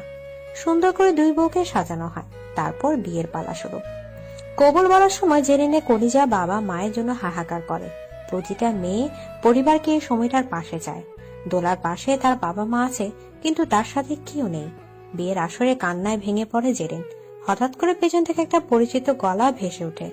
আর কাঁদতে হবে না, দেখো আমরা সবাই তো সাথেই আছি। পেছনে ঘুরে তাকাতেই তো সে অনেক অবাক হয়ে যায়, কারণ পেছনে সে যে তার বাবা মা ছোট বোন ছিল। তোমরা সুপারিশ। কিছু বলার আগে কান্না আরো ভেঙে পড়ে। বাবা মাও নিজের মেয়ের এমন হাহাকার দেখেই নিজেদের আগলে রাখতে পারেনি। এসব দেখে এমিরের মা বলে, এই যে সবাই কাঁদলে কি করে হয়, তাও এমন একটা খুশির মুহূর্তে। সবকিছু পরে হবে, আগে বিয়েটা তো হয়ে যাক একবার। জেরিনও তখন নিজেকে সামলে কবুল বলে, যাক, বিয়েটা শেষ হলো শেষ পর্যন্ত, তাই না? জেরিন ছাড়া এমির যেমন অপরিপূর্ণ, তেমনি জেরিন তাকে ছাড়া সুবাসীন ফুলের মতো। বিয়ে শেষ হয়ে গেলে এমির যখন জেরিনের কাছে আসে, তখন জেরিন তাকে বাবা মার কথা জিজ্ঞেস করে। আমার সারপ্রাইজকে তো তুমি ভয় পাও, তাই সিদ্ধান্ত নিয়েছিলাম এমন একটা সারপ্রাইজ দিব যাতে তুমি সারাটা জীবন মনে রাখো। আসলে আমি অনেক আগে থেকেই তোমার পরিবারের সাথে যোগাযোগ করার চেষ্টা করেছিলাম। প্রথম দিকে তারা সবটা মেনে না নিলেও শুধুমাত্র তোমার কথা চিন্তা করে তারা নিজেদের সব রাগ অভিমানকে বিসর্জন দিয়ে আমার সাথে এখানে আসতে হয়। হঠাৎ তখনই সেখানে জেরিনের বাবা মা আসে। হ্যাঁ মা, তোরই জন্য এখানে আসা, কিন্তু আমরা অনেক খুশি যে তুই ঠিকঠাক আছিস। আমরা খবর পেয়েছিলাম তুই নাকি কোন মাফিয়া চক্রের হাতে পড়েছিস, সেখান থেকে নাকি কেউ বেঁচে ফিরতে পারে না। সবাই বলছিল তুই বেঁচে নেই। এই সব শুনে যে কি করে এক একটা দিন আমার কেটেছিল তা শুধুমাত্র আমাদের রব জানে। তবুও মনের বিশ্বাস হারায়নি। কিন্তু আমির তোমাদের কি করে এখানে আনলো? এটা শুনে আমি জেরিনের কানের কাছে এসে বলে, ওটা আমি রাতে তোমাকে আনবক্সিং করতে করতে না হয় বলবো। এটা শুনে জেরিন অনেক লজ্জা পায়। তখন জেরিনের বাবা মাও বলে। এমনি জেরিনের হাত ধরে তাকে রুমে দিয়ে আসে। বউ যা রেস্ট করার এখনই করে নাও, আজ রাতে কিন্তু কোনো ঘুম নেই। আয় দেখবো নি। আর তুমি কোথায় যাও? একটু পরই তো আমার লাইফে অন্য কারো শাসন চলবে, তাই যতটা হাতে সময় আছে একটু চিল করে নেই। জেরিন আর কিছু না বলে মুচকি হাসি দিয়ে দরজা বন্ধ করে দেয়। ওয়াশরুম থেকে ফ্রেশ হয়ে একেবারে রেড কালারের নাইটিটা পরে নেয়। আমার রেড স্ট্রবেরি। ও মা, তুমি এসে পড়েছো? চিন্তা করে দেখলাম সুন্দরীর কাছে বন্দী হলে কোনো প্রবলেম নেই, তাই বুঝি। এ বলে জেরিনকে একটানে নিজের কাছে নিয়ে আসে। জেরিনের নিঃশ্বাসের শব্দ এমিরকে আরো পাগল করে তুলছিল। এমি জেরিনকে শক্ত করে ধরে পাগলের মতো কিস করা শুরু করে। এমিরের ঠোঁটের ছোঁয়া জেরিনের ঠোঁট ছাড়িয়ে সারা শরীর ছড়িয়ে পড়ে। শুধু ঠোঁট নয়, হাত দুটোও চলছে পোশাক খোলায়। একসময় এমির জেরিনকে বিছানায় শুয়ে দেয়, এরপর আলমারি থেকে কিছু একটা বের করে। মনে আছে এগুলোর কথা? থাকবে না কেন? আজ আমি পরিপূর্ণ তৃপ্তি গ্রহণ করব তোমার। এই বলে সে আগের মতো জেরিনের হাত হ্যান্ডকার্ভ দিয়ে আটকে দেয়, হাত তারপর পা দুটো টেলিস্কোপিক টিউব দিয়ে। আর জেরিন বাধা দিচ্ছে না, বরং নিজেও ভালোবাসার স্বাদ গ্রহণ করে যাচ্ছে। হাত পা বেঁধে হায়নার মতো সে জেরিনের উপর ঝাঁপিয়ে পড়ে। বাকিটা হয় আপনারা বুঝে নেন। এভাবে 2 দিন চলে যায়। এখন জেরিন জানে যে কিভাবে তার বাবা মাকে এখানে এনেছে এমির। আসলে জেরিন যখন রাগ করে এই বাড়ি ছেড়ে চলে গিয়েছিল, তখন এমির তাকে তেমন ভাবে বাধা দেয়নি। তার একটা কারণ, আর সেটা হচ্ছে বাংলাদেশ গিয়ে জেরিনের বাবা মায়ের সাথে গোপনে কথা বলবে দেখে। জেরিন চলে যাওয়ার পর এমি ঠিক তাই করে। প্রথমে এমিরের কথা কেউ বিশ্বাস না করলেও পরে জেরিনের কিছু ভিডিও ক্লিপ দেখে তারা মেনে নেয় যে এমি সত্য কথা বলছে। শুধুমাত্র মেয়েকে ফিরে পাবে এই আশায় তারা কোনো কিছু না ভেবে এতটা পথ পাড়ি দিতেও রাজি হয়ে যায়। বিয়ে 2 দিন আগে তাদের বিদেশে আনা হয়, কিন্তু কেউ যেন তাদের কথা না জানতে পারে, তাই এমি নিজের গেস্ট হাউসে তাদের রেখেছিল। তার কাছে মনে হয়েছিল বিয়ের দিন বাবা মাকে কাছে পাওয়ার থেকে বড় কোনো সারপ্রাইজ জেরিনের জন্য হতে পারে না। আর তাই ঘটে। এখন তাদের হানিমুনে প্ল্যান চলছে। 2 ভাই একসাথে হানিমুনে যাবে। জেরিন, হানিমুনে কোথায় যেতে চাও? একটা জায়গায় যেতে চাই আমি, যদি তুমি আমাকে অনুমতি দাও তবেই। তোমার একটা কথাতে আমি সব করতে রাজি তোমার জন্য, একবার বলে তো দেখো। বাংলাদেশ যাব, আমি নিজের দেশকে অনেক মিস করছি। সবাই বেশ অবাক হয়, কিন্তু জেরিনের কথায় সবাই খুশি হয়। তো কথায় কথায় এমিরের মা দোলাকে জিজ্ঞেস করে, কি গো জেরিন তো নিজের হানিমুন প্লেস ঠিক করে ফেলেছে, তুমি কি ঠিক করলে? আমিও বাংলাদেশেই যাব, সেখানে 1 উইকের মতো হানিমুন এনজয় করে না হয় অন্য কোথাও ঘুরতে যাব। আসলে জানেনই তো, ছোটবেলায় আমি বিদেশে চলে এসেছি পরিবারের সাথে, তারপর আর কোনোদিন যাওয়া হয়নি। আসলে এই কথাই রইলো, তোমরা সবাই একসাথে বাংলাদেশে গিয়ে হানিমুন এনজয় করে। আর তুমি মা দোলা, আমি চাই হানিমুন থেকে আসার পর তুমি একটা সুখবর নিয়ে আসো। এটা শুনে দোলা অনেক লজ্জা পায়, আর আদিলও একটু একটু পাচ্ছিল আর কি। তো সবকিছু খুব তাড়াতাড়ি অ্যারেঞ্জমেন্ট করে ফেলে এমির। জেরিনের বাবা মাও তাদের সাথে বাংলাদেশে যায়, সেখানে তাদের হানিমুন অনেক সুন্দর কাটে। একদিন জেরিন আর আমির রাতে রাস্তায় হাঁটতে বের হয়। জানো জান, আমি খাওয়া দাওয়া করলে একটু আর লড়চড় করতে পারি না, না হাঁটলে শান্তি পাই না। তাই তো তোমাকে নিয়ে হাওয়া খেতে বের হয়েছি। আজ একটু শান্তি পাচ্ছি। কেন, সব সময় কি অশান্তিতে থাকো? আরে তেমন কিছু না, তোমার বডিগার্ডদের ভাগ্যিস দূরে দাঁড় করিয়ে রেখেছো, তা না হলে তো গা ঘেঁষে দাঁড়িয়ে থাকে। ওটাই তো দায়িত্ব ওদের। ইস, আমার তো মাঝে মাঝে মনে হয় ওগুলো বডিগার্ড না, আমার সতীন। ছি, যাও তো। এমিরের এমন মুখের রিয়াকশন দেখে জেরিন আর না হেসে পারে না। ওয়েট বেবি, একটা কল এসেছে, তুমি এখানে থাকো, আমি আসছি। জেরিন ভালো মেয়ের মতো রাস্তায় কোণে দাঁড়িয়ে থাকে। হঠাৎ তখনই পেছন থেকে জেরিন বলে কেউ একজন ডাক দেয়, যা শুনে জেরিন পেছনে তাকাতে অনেক অবাক হয়। তুমি এখানে? কালকেই খবর পেয়েছি তোমাকে খুঁজে পাওয়া গেছে। আমি সিলেটে গিয়েছিলাম কাজে, কিন্তু তোমার কথা শুনে প্ল্যানের ইমার্জেন্সি টিকিট কাটি। তুমি বুঝি আমাদের বাসায় যেতে এখন? যেতাম, কিন্তু তোমাকে তো রাস্তাতেই পেয়ে গেলাম। এ বলে সে জেরিনের হাত ধরে বলে, অনেক খুঁজেছি তোমাকে, পাগলের মতো করে খুঁজেছি। আমি আর কোনোদিন তোমাকে চোখের আড়াল হতে দেব না। অনেক দেরি হয়ে গিয়েছে। মানে? জেরিন কিছু বলে ওঠার আগেই এমি তার কাছে আসে। কে উনি? কেউ না। মানে কি? আপনি কি? আমি ওর হাজবেন্ড। হোয়াট? জেরিন, তুমি বিয়ে করেছো? আর আমি প্রেগনেন্টও। ভুলে যাও আমাকে জীবনে একটা দুঃস্বপ্ন ভেবে।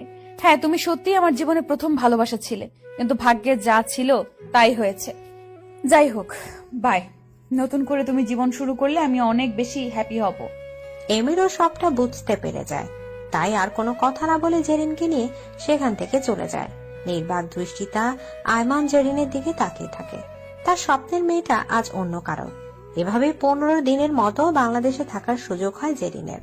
আয়মানের আর খোঁজ পায়নি জেরিন। আর দোলা এবং আদিল 7 দিন বেরিয়ে সুইজারল্যান্ড ঘুরতে চলে গিয়েছিল। এদিকে এমিরের সব কাজ পড়ে আছে, তাই মন না চাইলেও জেরিনকে ফিরে যেতে হয়। সব মেয়েরাই এই সময়টা মায়ের বাড়িতে কাটাতে চায়, কিন্তু এখানে ডিস্টেন্সটা একটু বেশি। যাই হোক, বেড়ানো শেষ করে আবারও নিজেদের বাড়ি ফিরে যায় তারা। এভাবেই দিন কাটতে থাকে। দেখতে দেখতে 7 মাস পেরিয়ে যায়। ডেলিভারি হতে আর বেশি দিন বাকি নেই। জানো আমির, দোলা আর আদিলের নাকি আজকের দিনেই প্রথম রিলেশন শুরু হয়েছিল। এখনো তারা সেই দিনটাকে মনে রেখেছে। আর দোলা আদিলকে সারপ্রাইজ দেওয়ার জন্য রাতে একটা পার্টির আয়োজন করেছে। কোথায় হবে? আরে ছাদে হবে, কারণ আমি বলে দিয়েছি বাইরে যেতে পারবো না, শরীর চলে না আমার। আচ্ছা ঠিক আছে, আমি তাড়াতাড়ি আজ বাড়ি ফিরে আসবো। এ বলে সে জেরিনের কপালে আর পেটে চুমু দিয়ে অফিস চলে যায়। আর আদিল এবং তার বাবাও তার সাথে অফিস যায়। রাতে সবাই বাড়ি ফিরলে আদিলকে দোলা সহ বাকিরা সারপ্রাইজ দেয়। হায় আল্লাহ, আমার তো মনেই নেই। থাকবে কি করে? আমার কথা কি তোমার মনে থাকে? হঠাৎ জেরিনের জানি কেমন পেইন ফিল হয়। প্রথম থেকে কম হলে আস্তে আস্তে বেড়ে যায়। আমি পেটে অনেক পেইন করছে, আমি পারছি না আর। তাড়াতাড়ি করে জেরিনকে হাসপাতালে নিয়ে যাওয়া হয়। সকলের মাথায় টেনশন, কারণ জেরিনের ডেলিভারি পেন শুরু হয়েছিল আর তাই ওকে ওটিতে নিয়ে যাওয়া হয়। ঘন্টার পর ঘন্টা বাইরে ওয়েট করার পর একসময় ভেতর থেকে ডাক্তার বেরিয়ে আসে। কনগ্রাচুলেশন মিস্টার ইমির, আপনার ফুটফুটে একটা মেয়ে হয়েছে। জেরিনও কেমন আছে? চিন্তা করবেন না, নর্মাল ডেলিভারি হয়েছে, মা সন্তান সবাই সুস্থ আছে। সবাই এক এক করে ভেতরে যায়। আদিল এই নিউজ ফোন করে জেরিনের পরিবারকেও জানিয়ে দেয়। সবাই অনেক খুশি হয়ে যায়। সব ঠিকঠাক করে যখন জেরিনকে কেবিনে আনা হয় তখন সবাই এক এক করে ভেতরে আসে। মেয়েটা দেখতে একদম তোমার মতো সুন্দর হয়েছে জান। হ্যাঁ, কিন্তু স্বভাব পেয়েছে তোমার। কেন, আমি কি করলাম আবার? দেখো না, তোমার যেমন ধৈর্য নেই, এরও ঠিক একই অবস্থা। সময় হওয়ার আগেই চলে এসেছে। মাকে একটু পার্টিটা অ্যাটেন্ড পর্যন্ত করতে দিল না, এনজয় পর্যন্ত করতে দেয়নি। সরি দোলা আর আদিল, তোমাদের পার্টিটা নষ্ট হয়ে গেল। আরে কি সব যে বলো, এই বাচ্চাটার থেকে আর বড় এনজয় কি হতে পারে? যাই হোক, ও কিন্তু অনেক কিউট। ইস, আমার তোকে ছেড়ে যেতে ইচ্ছেই করছে না। কি আদিল, তুমি চুপ করে আছো কেন? না, তেমন কিছু হয়নি চাচু, ভাইয়ের ফিলিংসটা আলাদা। মনে মনে আদিল অনেক গিলটি ফিল হচ্ছে। কি করে একদিন সেই নিষ্পাপ শিশুকে মেরে ফেলার কথা মুখে এনেছিল। হঠাৎ করে দোলা আদিলের হাত ধরে বলে সবাই, যেহেতু এখানে আছি তাহলে তোমাকে আরেকটা সারপ্রাইজ তো দেওয়াই যায়। মানে আবার কিসের সারপ্রাইজ দিবে? আমি প্রেগনেন্ট। এই বলে সে প্রেগনেন্সি নিউজটা আদিলের হাতে দেয়। সবাই যেমন অনেক বেশি খুশি হয় তেমনি অনেক বেশি অবাক হয়। আল্লাহ, আজ থেকে দেখো শুধু হ্যাপি আর হ্যাপি নিউজ আসছে। আমার ছেলে, নাতনি আর বউদের উপর যেন কারোর নজর না লাগে। হঠাৎ করে জেরিনের ফোনে একটা ভিডিও কল আসে। ফোনটা এমিরের কাছে ছিল। হ্যালো ইমির। তুমি আইমান না? জি, একটু আগেই গুড নিউজটা পেলাম। শুভেচ্ছা তোমাকে। থ্যাঙ্কস।